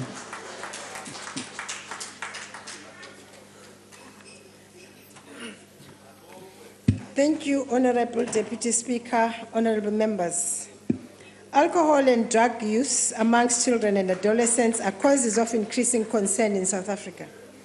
They are major contributors to crime, violence, intentional and unintentional injuries, as well as to other social, health, and economic problems. Findings from the Youth Risk Behavior Survey of 2011 and the Western Cape School Survey point to high prevalence rates for binge drinking and lifetime cannabis use among youth. Heavy drinking by schoolgoers is significantly associated with absenteeism, academic failure, risky sexual behavior, increased sexual victimization, and increased likelihood of other drug use. Given the high rates of alcohol and drug use, a significant proportion of South African adolescents are at a risk of developing alcohol and other drug problems, AOD. This is, however, compounded by the reality that specialist treatment centers catering for youth are few and far between. There is a real need for treatment centers, more age-appropriate services, including ancillary, that is psychological and medical care, should also be made available to young people. There is a need for effective interventions that target South African youth. Prevention programs that are grounded in evidence that have shown to be effective are needed both at school and after school, like family strengthening programs. The rural communities continue to be plagued by alcohol abuse, and the number of children born with fetal alcohol spectrum disorders remains a grave concern. Brief intervention and referral treatment should be a norm at maternal obstetrics units. All pregnant women should be screened, referred, and the use of outreach mobiles to reach women who do not access care should be encouraged. Findings from a study conducted by the Medical Research Council suggest that these social service offices conveniently located in each district of the province help people from poor communities overcome many of the structural barriers to accessing care for substance use disorders. Finally, Honorable Deputy, there is sufficient evidence to suggest that the transition into adolescence often increases children's susceptibility to development of problem behaviors. It is at this stage, early adolescence, that children are often exposed to substance abuse for the first time, especially when parenting becomes ineffective. Literature has consistently shown that two potentially influential protective factors are the quality of relationship with parents and adolescent self-esteem perceptions. I thank you. Thank you, Honourable Member. Akbar Mulder.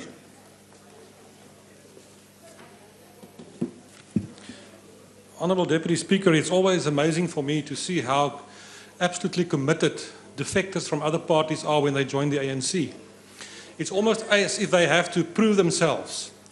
The Honourable Abrams was the perfect example this afternoon, quoting from ANC policy documents when she was still a member of the Democratic Alliance, opposing those plans.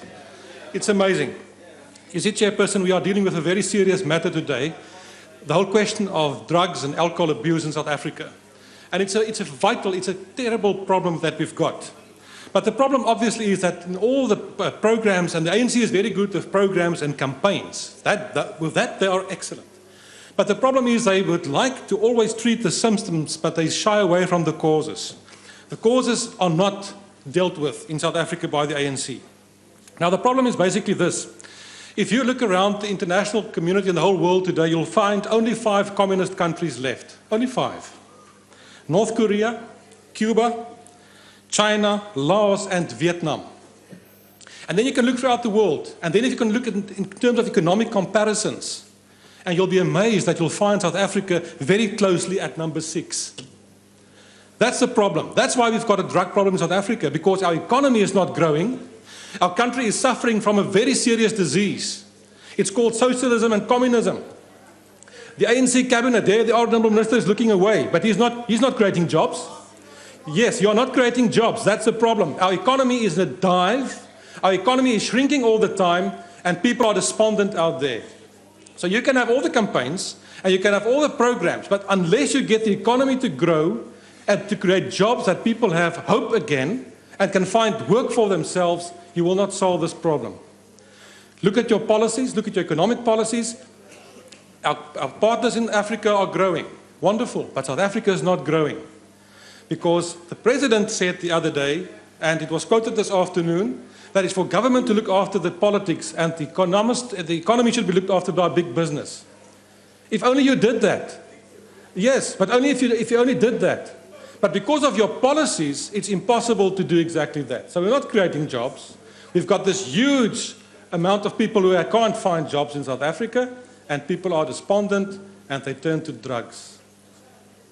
Nobody should underestimate the tragedy in each and every family who have to deal with that kind of situation. No campaign and no program will solve that. Let's get the economy growing, but then we must first get rid of the disease that we have rife in those benches. Thank you, Chairperson. Honourable Carter.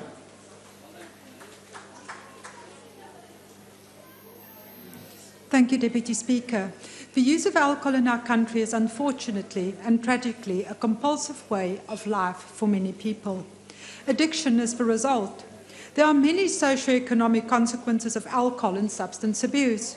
These include missing out on education, skills, limitations, reluctance to work, unemployment, inability to keep a job, violence, crime, sexual risk behavior, unwanted pregnancies, disruption to family life, poor work performance, and gangsterism. Where such abuse of alcohol and substance is located within a community or locality, the whole community becomes dysfunctional, crime-ridden, and poverty-stricken. There are also direct and indirect effects on the health and nutrition of abusers, and this places a heavy demand on the provision of health care. Illegal and unmonitored shebeens across South Africa has led to uncontrolled abuse of alcohol and of substances. The misuse of alcohol and of substances over weekends lead to many stabbings and killings, and hospitals come under considerable strain during weekends and holidays. While individuals aged between the age of 35 and 44 are generally the biggest offenders, teenagers are tragically lured into drinking and experimenting with alcohol and narcotics. Alcohol abuse, researchers have found, is a major cause of malnutrition, and it also has a detrimental effect on the liver and the digestive system. Substance abuse has a similar effect. We need to treat the root cause and not the symptom. We can detail at length all of the negative effects of alcohol and substance abuse because of abundant research done on this topic. However, it is very important for us to focus on drastic and urgent solutions. Government must give attention to enhancing social control within communities because increasing modernization and urbanization is actually exacerbating the problem. Our solution is to create a system of semi-autonomous township government as a substructure of local government. It is unfortunate that I don't see anyone from the Ministry of Cocteau here. All elected ward councillors for a given township should constitute such a structure and have a township office attached to a community hall. Frequent conferencing with the community will yield desired results and socio-economic benefits. If social mores in a community as well as laws work in harmonious combination, communities will start self-regulating more effectively. Township governments must have budgetary support for creating and maintaining sports and recreational facilities. Sports and counselling in schools must receive priority attention. A bottom-up approach will work more effectively in creating social norms that will regulate drinking. The Congress of the People urges government to create township governments as substructures of local government to address alcohol and substance abuse and to deal with a wide range of socio-economic problems. I thank you. Honourable Maureen Skeepers.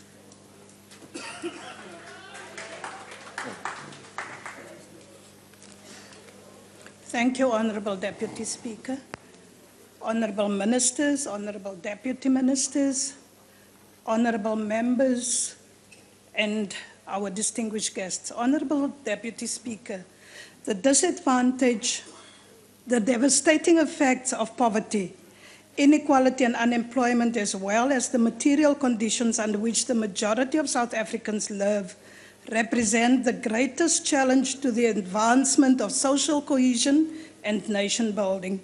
It is significant to create strong families, cohesive communities, and a winning, prosperous nation that promotes social cohesion and stable communities. The fight against substance abuse is a key aspect in this regard, because substance abuse is a scourge that has the potential to destabilize our nation. Honourable Deputy Speaker, the impact of alcohol and substance abuse continues to ravage families, communities, and society.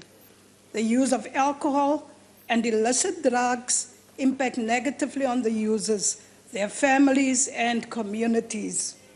Drugs and substance abuse has serious implications for millions of South Africans and contributes to crime, gangsterism, domestic violence, dysfunctional families, verbal, physical, and sexual abuse, and death.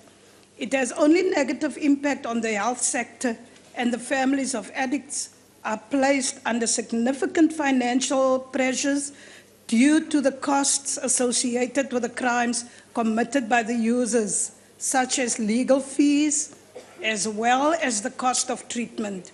The emotional and psychological impacts on families and the high levels of crime and other social ills have left many communities under a siege.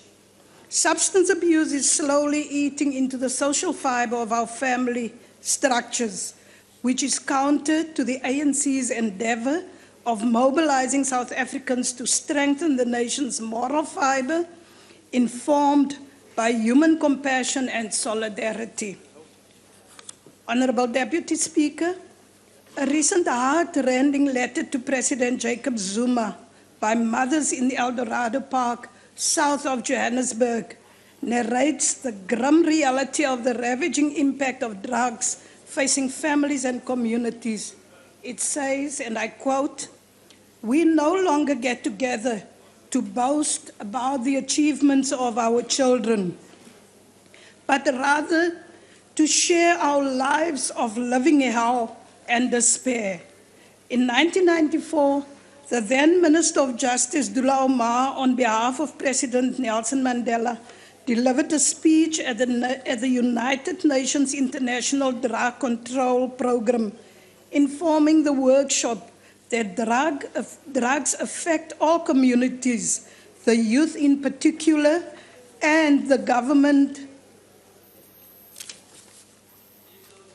and that government and South Africans had to face the problem and act decisively.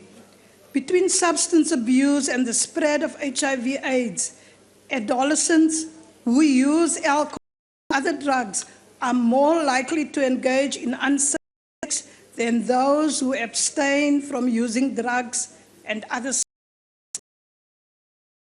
Majority of South Africans are black and non-working and are thus more affected by the scourge.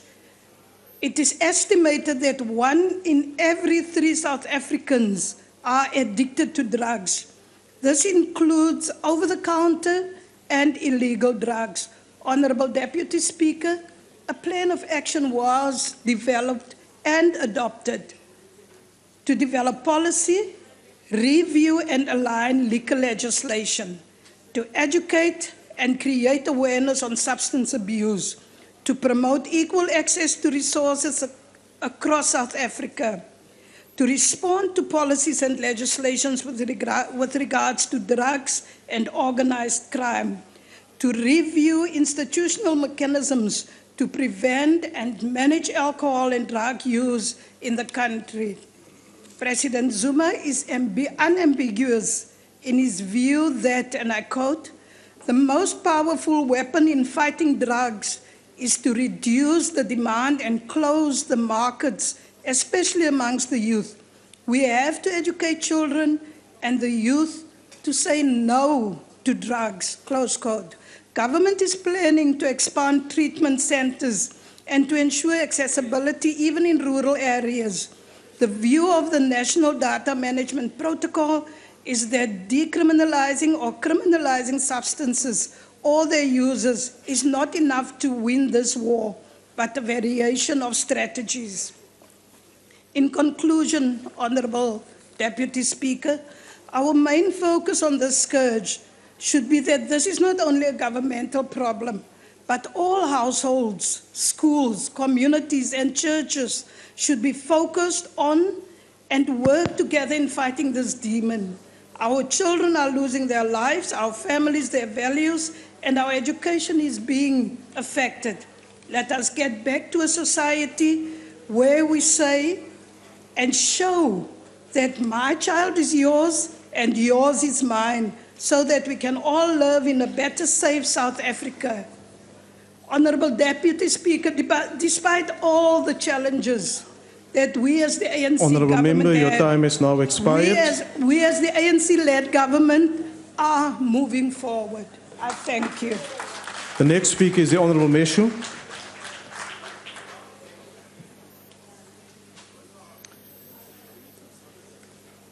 House Chairperson, our nation is facing a serious crisis caused by the easy availability of highly dangerous and addictive drugs such as nyaupe and wunga. Children as young as 6 years of age are part of a younger generation whose future is being destroyed by enemies who make a living from selling drugs to children. Drug dens operate freely in some communities, while drug lords are driving around with flashy cars even though they are known to be unemployed. Furthermore, children are dropping out of school in increasing numbers because they need to find ways to support their life-threatening addiction. The ACDP calls on government to reinstate specialized drug units to focus on removing drug lords from our communities and eradicating drug trafficking. Chairperson, the ACDP applauds the sterling efforts being made in drug busting and sincerely hopes that these efforts will continue. We also appreciate and support honest, hard-working police officers who are working hard to fight drug trafficking. However, we are deeply concerned by reports of police collusion with drug lords, some of whom are said to be on their payrolls. We used to have a national police commissioner who was not ashamed of his association with a notorious drug lord. Now we have a provincial police commissioner who's facing corruption charges and who is similarly reported to have links with someone accused of being a drug lord. For as long as police officers are friends of drug dealers, our country will never win the war against drugs. Corrupt police who protect or work alongside the drug dealers must be identified and purged from the service. Additionally, more pressure should be placed on government to use sniffer dogs when raiding homes that are reportedly being used as drug dens. The ACDP supports and commends all initiatives to raise public awareness about the dangers of drug and substance abuse, including that of REAL's Orange Friday initiative. We do, however, know that awareness initiatives and anti-drug summits on their own are not enough to stop drug trafficking in our communities. And far more still needs to be done to ensure that we eradicate this scourge from our communities. The ACDP is opposed to the suggestion by Professor Jani Yuho that Nyaupe be legalized so that it can be better controlled. Nyaupe, Wunga, and other dangerous drugs are destroying the lives of and future of our children and should be eradicated from society and not controlled. Lastly, on behalf of the ACDP, I wish to convey our condolences to the family, friends, and members of the Democratic Alliance on the passing away of their member and our former colleague, Honorable Kenneth Mubu. May his soul rest in peace. Thank you, Honourable Member. The next speaker is the Honourable Posa.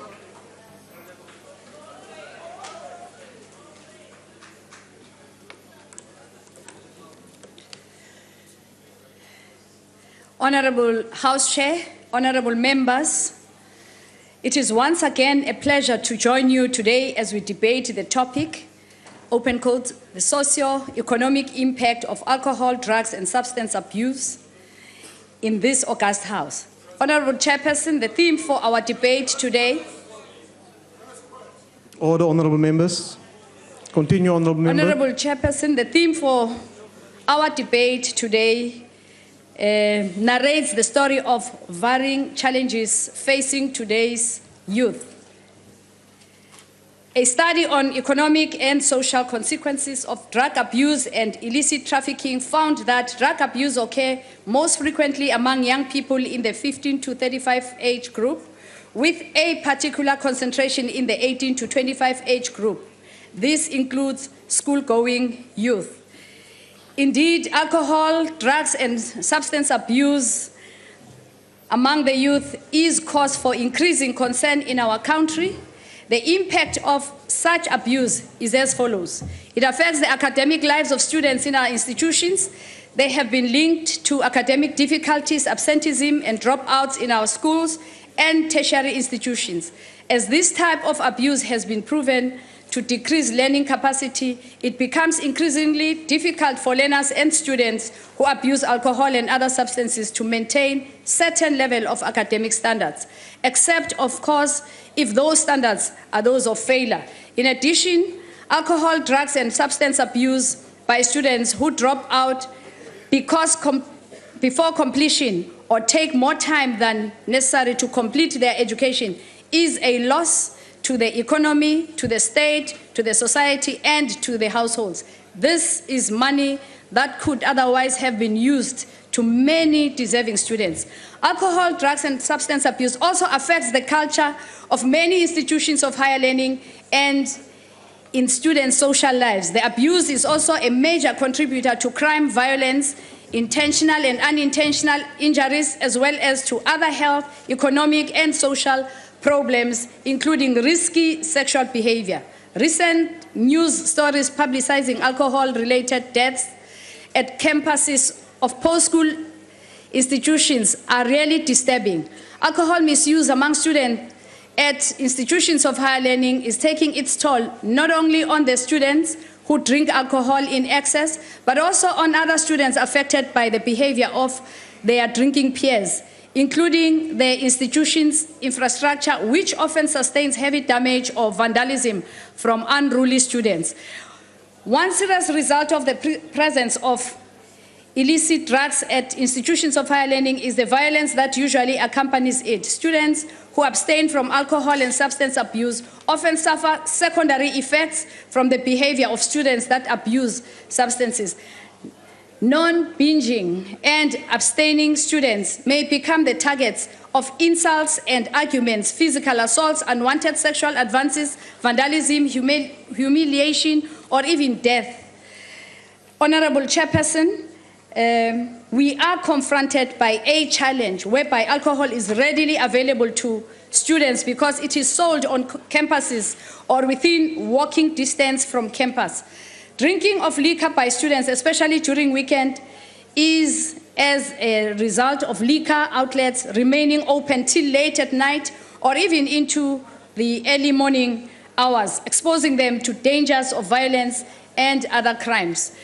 The mass media also play a role in glamorizing alcohol or alcohol use. The exposure to the advertising of alcohol in various forms of media facilitates drinking problems in young people. For example, the use of high-profile sportsmen in the advertising of alcohol encourages students to drink as they want to identify with their sporting heroes. Well, substance abuse also affects communities and individuals in a deep and sometimes irreversible manner. Families are broken because of fathers, mothers, and youngsters who abuse substances. The abusers become a financial and health burden to their families and communities. Crime increases and destruction of property and municipal infrastructure becomes the order of the day. For example, if you go to many graveyards and community halls in our townships, you will find that the palisades fences are down because the metal bolts holding them together have been stolen by Nyaupe Wonga abusers. Instead of recording progress, our municipalities announce losses. In addition, substance abuse leads to an increase in disability in our communities, and this leads to more people depending on the state for their survival. People who abuse alcohol become involved in accidents due to impaired concentration and vision, resulting in them being disabled and causing the disabilities of many other innocent passengers and bystanders, if not death.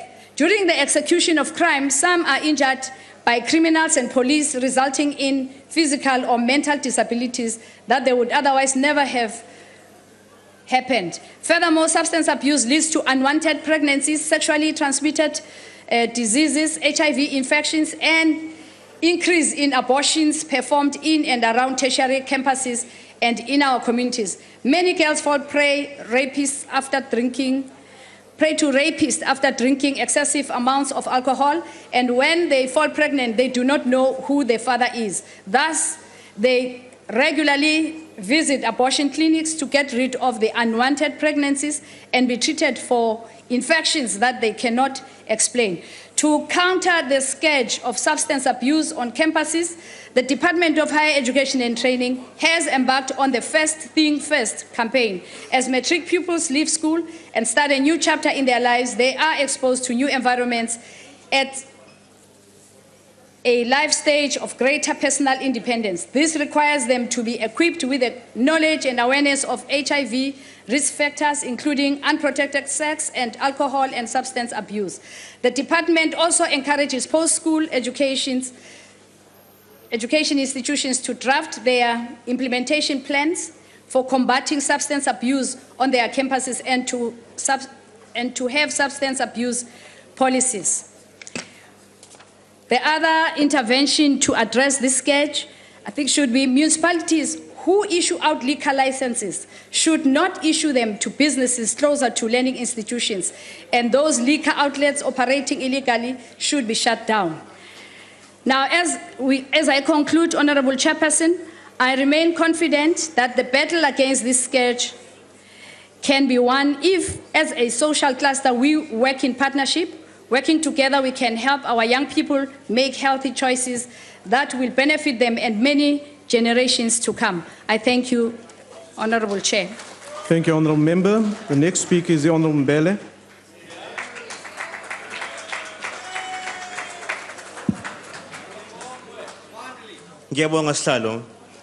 It's clear that one of the key challenges with addressing substance abuse is inadequate resources. Long waiting lists at existing rehabilitation and treatment centers emphasize the enormous need for more of these facilities and more budgets for treatment programs. A dear national government would devote more funds to rehabilitation, and that's what we've been doing in the Western Cape, as mentioned by the Honorable Kopane. Now, it's interesting that while the Western Cape is spending 92.6 million on substance abuse prevention and treatment this year, the Gauteng Department of Social Development spends only 19 million rand more at 121.3 million, despite Gauteng having almost more than twice the population of the Western Cape.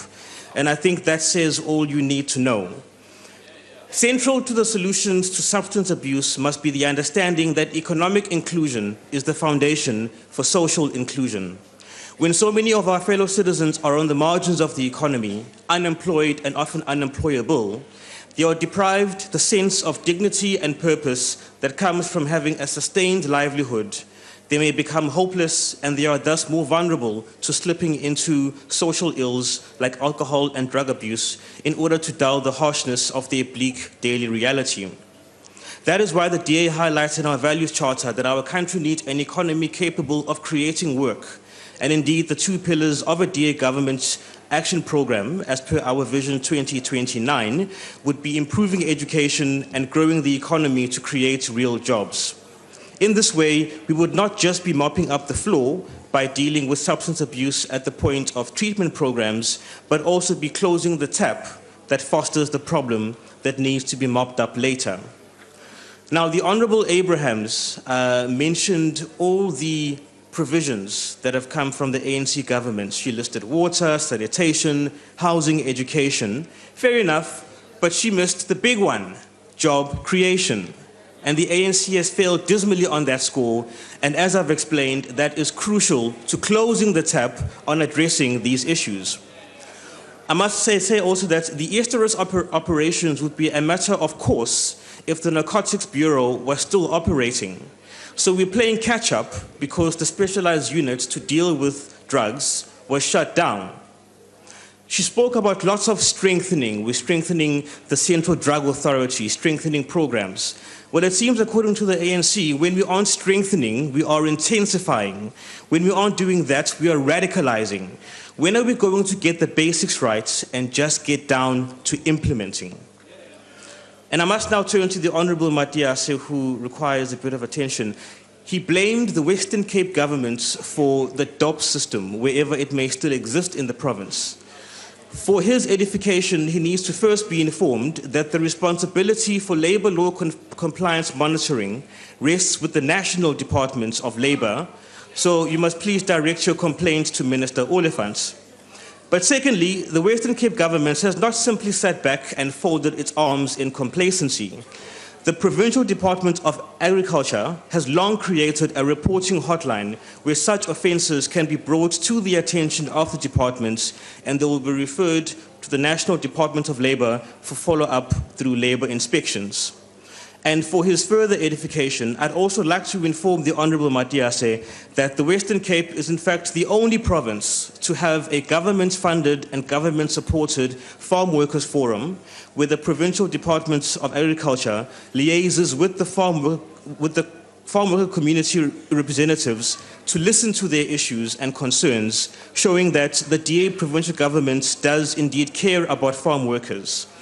So the Honourable Matiase would be well advised to check himself before he wrecks himself. It goes without saying that the impact of alcohol, drug, and substance abuse in our communities is nothing short of devastating. It destroys the potential of individuals, creates conflicts within families, and shreds the fabric of communities. What we need to address this is political will and leadership. We need real money and concrete programs, and the Western Cape DA government is indeed leading the way. Thank you. Thank you, Honourable Member. The next speaker is the Honourable the Deputy Minister of Basic Education. Thank you, Honourable Chairperson. Honourable Chairperson, alcohol, drug and substance abuse or use is a global, complex challenge that faces our country and the rest of the world. It involves those that produce the drugs and the substances. It involves those that traffic it. It involves money launderers. It involves criminals. And it certainly is transnational. It does not only afflict the poor, it afflicts those who are rich. And indeed, the more affluent countries are indeed a wonderful source of attraction to those who deal in drugs. South Africa itself consumes in excess of 5 billion litres of alcohol annually, which equates to 9 to 10 litres of pure alcohol per person. That is consumption not by the poor, but by the more affluent and rich. In other words, those that imbibe alcohol are not necessarily poor. 26% of it is homebrewed, but the rest of it is acquired and purchased at huge costs. Alcohol consumption, drug abuse, excuse me, the direct consequences of alcohol and drug abuse cost the government 1.3% of the GDP. And South Africa has one of the riskiest drinking patterns, ranking 5th in the world. South Africans drink on average 53% more than the rest of Africa. So South Africa becomes the global leader amongst those who basically indulge in risky behavior. Now, it's important that we understand that the context and the content of this debate is not about what the Western Cape does, what the ANC does, or what the DA does. It is about the future of our children. I'm not going to stand up here and say that the incidence of fetal alcohol syndrome is the highest in the Western Cape, and say because it is the highest, therefore, the Western Cape government is accountable for it. I would want to stand up and say that it is certainly an endemic, it has reached endemic proportions, and we as a government, irrespective of where we are located, have a particular responsibility to further the best interests of our children. I will not argue in a parochial and politically opportunistic way that we have more treatment centers. The reason for it is quite obvious. It is relative to the problem that exists in the Western Cape. Go to our schools, look at drug abuse in our schools. It exists in Gauteng, but certainly it is much more dominant in the Western Cape. And please, I did not interrupt your speakers. This is a discipline of the Western Cape. They want to make politics about everything else. It is sad, it is sad. It is indeed sad that you want to argue about the fact that you say you disagree with the Economic Freedom Front. And the Economic Freedom Front is indeed correct. The DOP system has contributed directly to the use of drugs, and indeed it persists and the vestiges remain in the Western Cape. The question is, what has the Western Cape done Honourable about that Deputy reality? Minister, will you just take your seat, please? Yes, Honourable Member, why are you rising? I just wanted to check from the Deputy Minister, because we are from the same city and the same area. But why are you rising, Honourable Member? I want to ask him a simple question. Honourable Deputy Minister, are you prepared to take a question? I'm not prepared to take it. We'll discuss it after the debate. Thank you very much, Honourable Chairperson. Continue, Honourable Deputy Minister. Honourable Chairperson, you know, it's easy to speak glibly about the economy and what you've got to do about it.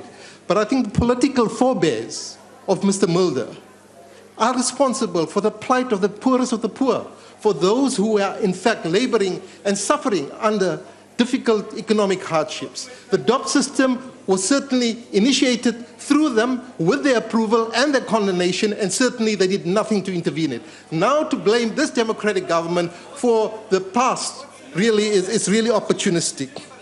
Honourable Chairperson, I think it's important for me to say, what are we doing about it? Let us look at what the Education Department is doing. We have a national strategy on alcohol, drug and substance use, which basically is aimed at, and the Western Cape does not have one. We have a national strategy which is adopted by the Western Cape Department of Education. They comply with it and they see its value. In fact, they utilize it as a guide, so please keep your mouth shut. Secondly, we also have a manual that guides Order, Honourable educators. Members. Honourable Chairperson, this is a difficulty out here. We're trying to have a sensible debate on a very sensitive issue out here. The colleagues on the left-hand side would not allow us to indeed debate and have a proper discourse. And that is the level of tolerance that we have from their side. I suppose, I would imagine that there may be some kind of substance that is affecting the conduct.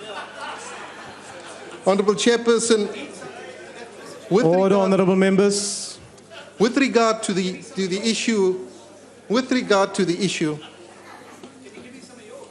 Honourable Deputy Minister, will you continue? Chairperson, I do believe that you can intervene and interject, but certainly you cannot distract a person when Just he's trying to continue, address the Honourable Deputy audience. Minister. Honourable Chairperson, Order, Honourable Chief Whip of the DA. The issue that has been raised by the Western Cape is why have we closed the narcotic branch? The reason for it is quite obvious. The drug dealing basically is transversal. It involves money laundering, it involves criminal activity, and it's not confined to drugs per se. What the South African Police Service has done is indeed strengthened its ability in terms of forensic, improve and enhance the quality and skills of its detectives to ensure that they are able to detect crime. And indeed, we've made several busts in the past few months, which really speaks to this particular reality and allowed them the opportunity to develop these skills. It does not prevent or prohibit the South African Police Service from ensuring that they do indeed have dedicated skills that deal with this particular issue, so they could prioritize it, and drugs is indeed a priority crime which receives the utmost and foremost attention of the South African Police Service. Under the leadership of the Minister of Social Development, we have an interministerial committee, and she's ably been able to put together the Minister of Justice, the Minister of Police, the Minister of Transport, the Minister of Education. And this is what they've done. They say that with regard to taverns, and we've ensured that the Minister of Trade and Industry has indeed published legislation which would ensure that taverns are not established within a particular distance, 500 meters from a school or a place of worship. With regard to transport, the Minister of Transport has introduced, and in fact there is draft legislation available that will reduce the alcohol content from 0.5 to 0.2 to ensure that we indeed do that. With regard to health, we've ensured that we work closely with the Department of Basic Education to ensure that we work together in ensuring that there is the appropriate advocacy. With regard to education, the Department of Basic Education have ensured that it embeds this particular issue in the curriculum, that there is particular training that is provided to educators to ensure that drug awareness becomes a reality and that they are able to detect that.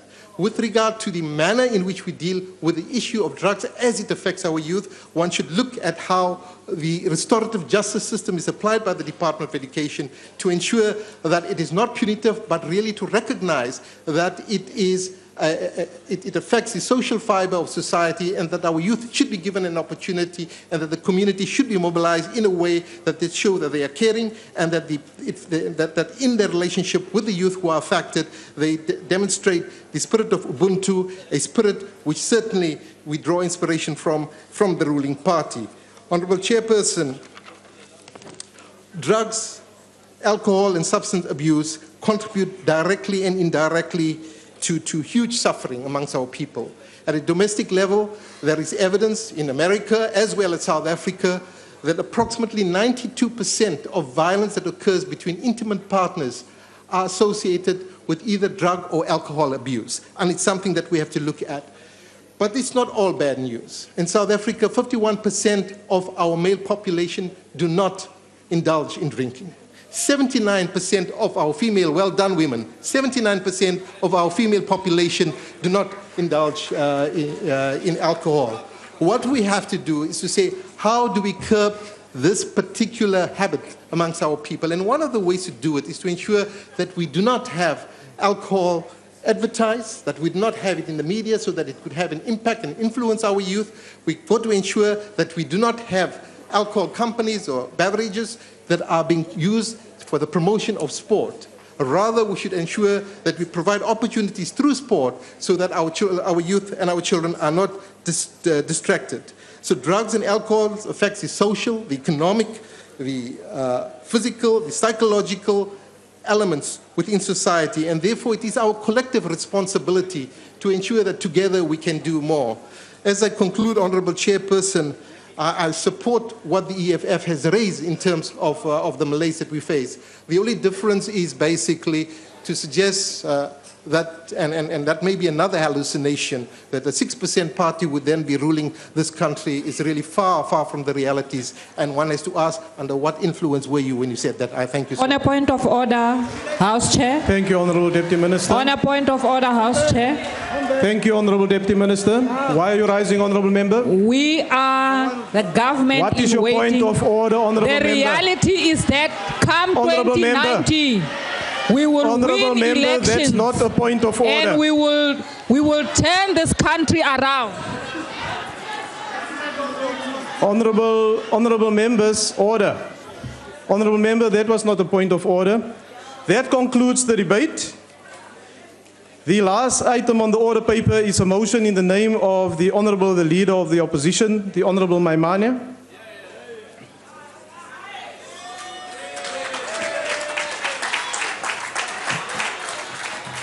Chair, may I rise on a point of order? Honourable Mane will just take your seat, please. Yes, Honourable Minister. Thank you, Chairperson. I think it's incumbent upon me as the cabinet member responsible for justice and the first respondent in the earlier matter in the Court of Court, as well as the first applicant in the pending appeal or appellant, to indicate that this debate has the risk of us treading on our own rules in terms of Rule 66, which are all aware of. Order, honourable members. I would like to record a chairperson. It may well be too late to preempt this debate or to intercept this debate, but it must be stated that this House is going to find itself in a difficult position of having to prosecute a debate that deals with a substance which is before a court. And I feel that it is important going forward that the Rules Committee applies itself to this unfortunate and very difficult constitutional matter. Honourable Minister, I'll be with you now, Honourable Member. This matter has been discussed in various forums in Parliament. There was also a discussion in the National Assembly Programming Committee, and the Speaker took a decision that this debate should continue. We are mindful of the fact that there is a process in the court at the moment. However, we must also remind ourselves as a National Assembly that we are certainly not that court, and that we will proceed with the debate as approved by the Speaker. The Honourable Maimane. House Chair, Honourable Members, Bagaetsu, Dumelang. Each of us in this House today is faced with a choice. We can choose a future based on the rule of law, where every person is equal before the law, no matter what position they hold or the wealth they've acquired, where the life of every person has equal value. Or we can choose a future based on the rule of big men, where might is right, where rich and powerful politicians literally get away with murder, where the lives of ordinary African people are cheap and expendable. In other words, ladies and gentlemen, honorable members, our choice today is a choice between the rule of law or the rule of war. If you don't believe me, honorable members, I'd like to read an extract from the Washington Post dated on the 1st of July in 2004. Order, honorable members, order. It says... Order, honorable members. On my mind, will you take your seat, please? Honorable members, can we just get something straight for this afternoon's debate, please? Honorable members, all political parties in the House have a right to speak on this topic, and the different members of the parties will articulate those views. Whilst interjections are allowed, you cannot drown the Speaker at the podium with the levels of honorable members. You cannot drown the Speaker at the podium with your interjections, because that will lead to a situation where we don't hear one another. It's important for the speakers later in the debate to be able to respond what the honourable member who have moved the motion has to say to the House. Proceed, honourable member. I'd like to read an extract from the Washington Post dated on the 1st of July 2004. It says this: at first light on Sunday, 3 young women walked into a scrubby field just outside their refugee camp in West Darfur. They'd gone out to collect straw for their family's donkeys. They recalled thinking that the Arab militiamen who were attacking African tribes at night would still be asleep. But 6 men grabbed them, yelling Arabic slurs such as Zurga and Abid, meaning black and slave. Then the men raped them, beat them, and left them on the ground. It was one of the survivors, the 22-year-old Sawela Suleiman, told a journalist, and I quote, "They grabbed my donkey and my straw and said, 'Black girl, you are too dark. You are like a dog. We want to make a light baby.'" As this young woman recounted her story, she displayed the slashes on her thighs where her attackers had repeatedly whipped her as they raped her. It is hard to imagine, but by surviving this unthinkable ordeal, this young woman was one of the lucky ones. Bagaetsho, go itlhela go feta over 400,000 men, women, children were killed in the genocide in Darfur. They were killed on the orders of a murderous tyrant by the name of Omar al-Bashir. The International Criminal Court found that there are reasonable grounds to believe that Omar al-Bashir is criminally responsible for intentionally directing attacks against a civilian population. The charges against him include the murder, extermination, forcible transfer, rape, torture, and genocide of fellow Africans. On another day, honorable members, we can debate the merits of the ICC, but this debate is about the constitution of this country. Omar al-Bashir represents everything that is dark about the world we live in.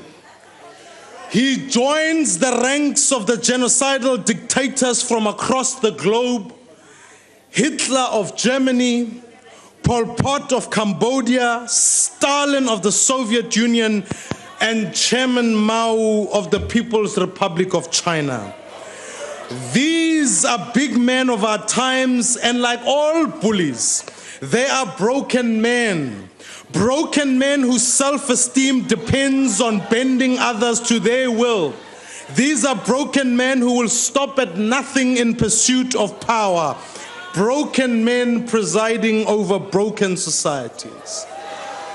When Nelson Mandela said that human rights will be the light that guides our foreign affairs, he issued a warning to all such broken men. He said, no more would South Africa protect dictators at the expense of ordinary people. All will be equal under the law. This government has officially abandoned Nelson Mandela's commitment to a human rights-based foreign policy on the 15th of June. That was the day Omar al-Bashir was smuggled away from South African soil in defiance of an order of the North Gauteng High Court. It was an escape aided and abetted by President Jacob Zuma himself.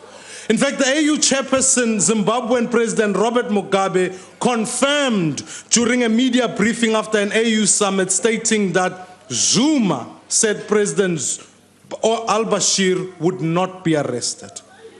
Indeed, on the 6th of August in this House, the President acknowledged the decision to allow al-Bashir to escape was based on a decision by his cabinet to grant al-Bashir immunity. On that day, when President Jacob Zuma helped a mass murderer escape justice, he trampled on the legacy of Tata Madiba and ultimately violated this constitution. On that day, when President Jacob Zuma chose to violate a court order, he attacked the very foundations of our constitutional democracy. House Chair, our broken president broke the law to protect yet another broken man. This is why today we've tabled a motion to set up an ad hoc committee to look into the impeachment of President Zuma. The constitution of our country proceeds for impeachment proceedings in this constitution when a president commits such a serious violation of our constitution. The president has committed such a constitutional violation, and it's no doubt. Here are the facts. On the 12th of June, the ICC's ambassador came to South Africa at the request of to request the South African government. The ICC made it clear that South Africa is under obligation to arrest Overshare. Specifically, the ambassador was reminded that the Security Council has lifted all immunities and South Africa could not invoke any other decision, including that of the African Union, negating the obligation of the arrest. Further to this, on the 14th of June, an interim order was granted by the North Gauteng High Court prohibiting al-Bashir from leaving the Republic. This was followed by an order on the 15th of June by the same court that found the failure to arrest al-Bashir was inconsistent with the constitution of this country and that the decision was by cabinet to do so was unlawful. Honorable members, there's a higher calling on those that lead our nation as the President of our Republic. It is an honor reserved only for those with the deepest commitment to the laws of our country. Yet on the 15th of June, President Jacob Zuma held a constitutional order in contempt. By aiding and abetting the escape of a convicted war criminal, the President contravened both international and domestic law.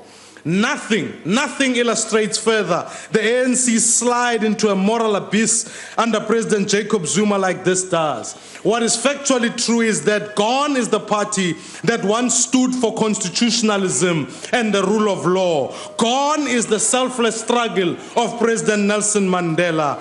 Instead, in its place, we find a shell that reverberates with empty rhetoric, a party hollowed out by President Zuma and a corrupt clique around him. The people who will bring us Nkandla Gate, Gupta Gate, Spy Gate, and coming soon to a tender near you, Nuclear Gate. I know that many in these benches are worried about the direction your party is going on. In fact, your NGC documents say exactly that. They say that there are negative trends are an injunction to the ANC to mend its ways. Honorable members, I can't agree more. But the best way for you to mend your ways is to, in fact, you simply can't fix a broken president. You can recall him today. You've done it before. You can do it today in this house. It is your opportunity, ladies and gentlemen, to put South Africa on track. As someone once said, a crisis should never be wasted. We stand at the crucible of a constitutional crisis. Today, this House has a choice of either being colonized by the executive to defend President Zuma or to uphold the oath of our Constitution. So the separation of powers, each branch of government, checking and balancing each other. I can't think of a better way to affirm the supremacy of our constitutional order. So, ladies and gentlemen, honorable members, join us today. Don't let this constitutional crisis go to waste. Vote to impeach President Jacob Zuma, this broken man. Nkosi sikeleli Africa. Morena buluka sitjhaba sa yesu. I thank you very much. Order. The next speaker is the Honourable Minister of Small Business.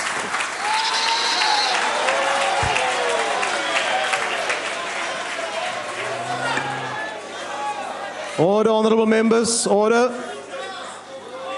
Chairperson of the House, I am sure that many of our people sitting at home are getting tired of this so-called broken this, broken that. As a matter order, of honourable fact, members, order. This very constitution that these members are busy talking you see, they're sick of the Constitution. This very Constitution that they can come and wave in front of us here. We are proud members of the African National Congress. We brought it to where it is today. This very Constitution that we will continue to respect is the Constitution that we drew, writing on the blood, the sweat of members of the African National Congress as members of this country. So, Chairperson of the House, this future that some members talk about is a future that we decided upon many years ago. This Constitution that they wave in front of us, and by the way, this former president of ours called Rolihlahla Nelson Mandela, this president that they today claim so much to have loved, is the very same people who 30 years ago could not have imagined themselves standing up to receive him in this house. So, honorable members, I wish to state from the onset that the African National Congress will not support this motion. It is a motion aimed at discrediting the leadership of the African National Congress as led by President Jacob Zuma. It is also aimed at undermining the role and responsibility of South Africa in peace-building processes of the African continent. Further, it is aimed at undermining the political, economic, and diplomatic relations of South Africa that South Africa has with the AU member states, not EU member states, AU member states. The ANC-led government has always respected and upheld the rule of law and has always acted in line with the letter and spirit of the Constitution. This motion is coming from a party whose members, I can dare say, have never stepped into any of the countries of the continent, are members who have never known what it is to stand between warring factions to stop the war, members who've never known what it is to duck blows and bullets while working towards peace, security, and stability in the continent. The members who are asking me if you have the capacity to read, go into the history of the role of South Africa in bringing peace in the continent, then you will know. Honorable Speaker, the question of whether South Africa has a legal obligation to arrest a sitting foreign head of state is a complex matter concerning both international and national law as far-reaching implications for the conduct of international relations, including the continent. You will never set foot where you are talking about. You know that you won't set foot there. In terms of customary international law, sitting heads of state and government are accorded criminal and civil immunity in domestic jurisdiction of another state, as well as inviolability of the person. In terms of Section 232 of the Constitution of the Republic of South Africa, 1996, customary international law is law in South Africa unless it is inconsistent with the Constitution or Act of Parliament. Furthermore, Section 4 of the Diplomatic Immunities and Privileges Act, Act number 37 of 2001, specifically incorporates the customary international law rule pertaining to immunities of sitting heads of state and government into the South African domestic law. The International Court of Justice and other foreign jurisdictions have upheld the principle of immunity from criminal jurisdictions and inviolability of sitting heads of state. It is submitted that the complex issues in South Africa's domestic law regarding the immunities and inviolability of sitting president for whom the ICC has issued a warrant of arrest have not been finally considered by the South African courts, as the legal process has yet to be exhausted. The High Court is presently considering the government's application for leave to appeal the decision of the High Court on the matter of South Africa's obligation in this regard. Stop howling. A number of procedural and legal grounds for appeal have been advanced in this regard. The outcome of the appeal process, which may also reach the Constitutional Court, should not be prejudged, as they may ultimately result in a different decision. Honorable Speaker, it should be noted that the indictment of President al-Bashir would have potentially destroyed efforts led by the Deputy President Cyril Ramaphosa, as well as the AU, in bringing about peace in the region and the country. In addition, it would have affected South Africa's standing in relation to its national and diplomatic relations in the continent and beyond. And here we sit with members who never lifted a finger to even have us have the diplomatic relations that we have with the African continent. And I repeat again, I would like to see them in Cameroon, in Sierra Leone, in Senegal, in any of the African countries. I've never met any one of them there, all these members sitting this side.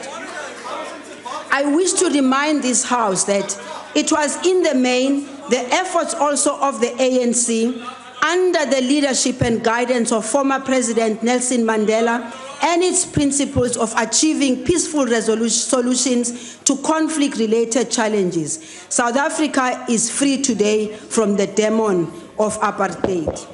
The evidence of South Africa's commitment to the promotion of peace, stability, and development in the continent is premised on our foreign policy, is clearly demonstrated in our successful interventions as led by former presidents Nelson Mandela, Thabo Mbeki, Kgalema Motlanthe, and this resonates even today through the leadership of President Jacob Zuma and Deputy President Cyril Ramaphosa, and indeed in the current chairperson of the AU, Dr. Nkosazana Dlamini Zuma, our own.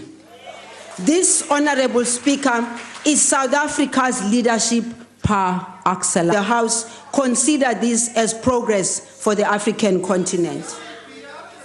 Chairperson, South Africa will therefore continue to uphold its national interests which are not understood by some members of this side of the House, and that our continent, on the basis that we believe that our development is intrinsically linked to that of our neighbors and is premised on the prioritization of the African agenda. Through our collective efforts, we are jointly championing Africa's blueprint for development, Agenda 2063. As we speak to the people of South Africa, these are the facts. In relation to our obligation under international law, South Africa ratified the Rome Statute in 2000 and adopted implementation legislation in 2002. The Rome Statute of the International Criminal Court provides in Article 27 that official capacity, such as head of state, government, or government, would not exempt for a person from criminal jurisdiction under the statute. However, also Article 98 provides that the court may not proceed with a request for the surrender of a person, which would require the requested state to act inconsistently with the obligation under international law with respect to the state or diplomatic immunity of a person or property of a third state, unless the court can first obtain the cooperation of the third state for waiver of such immunity. No such waiver has been obtained from Sudan, which in our view rendered the request from the court to South Africa to arrest and surrender President al-Bashir inoperable. We have consistently stated that South Africa's obligation to the internal affairs of another. Honourable Minister, your time has expired. Thank you, Honourable Chairperson. I think we've made our statement and it's understood. Thank you. The next speaker is the Honourable Gardi.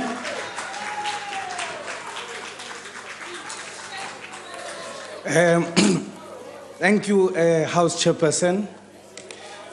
It is a contradiction of natural laws of justice for a serving minister to sing for her dinner and expect that she will say anything to disappoint the dinner provider. And we are not surprised that the National Assembly rules do provide for the unleashing of the executive to also discuss whether the person unto whom they serve at his pleasure, actually they should debate a motion to impeach such a person. Notwithstanding that, Chairperson, the EFF does agree with the motion that the President actually should go. It's long overdue. Actually, he should be thrown in the dustbin of history because he was an electoral disaster. However, the EFF does not agree with the reason for his impeachment. Actually, here are the reasons for his impeachment. He should be impeached for all the reasons that he's running away from 783 charges, spanning from corruption and his conduct with Shabir Sheikh. He should actually be impeached for closing his eye on the Inkandla spending, wherein he unduly benefited and is in total disregard to the findings of the public protector. The President should actually be impeached for the senseless killing of our people in Marikana, our people in Relela, our people in Motutong, and the death of Tatane in Fixbeck. Those should be the reason for his impeachment. Mr. Zuma should actually be impeached for quite a number of reasons, including the slow pace of our economic growth. There are more than 50,000 jobs lost in the past quarter of the year, and more yet to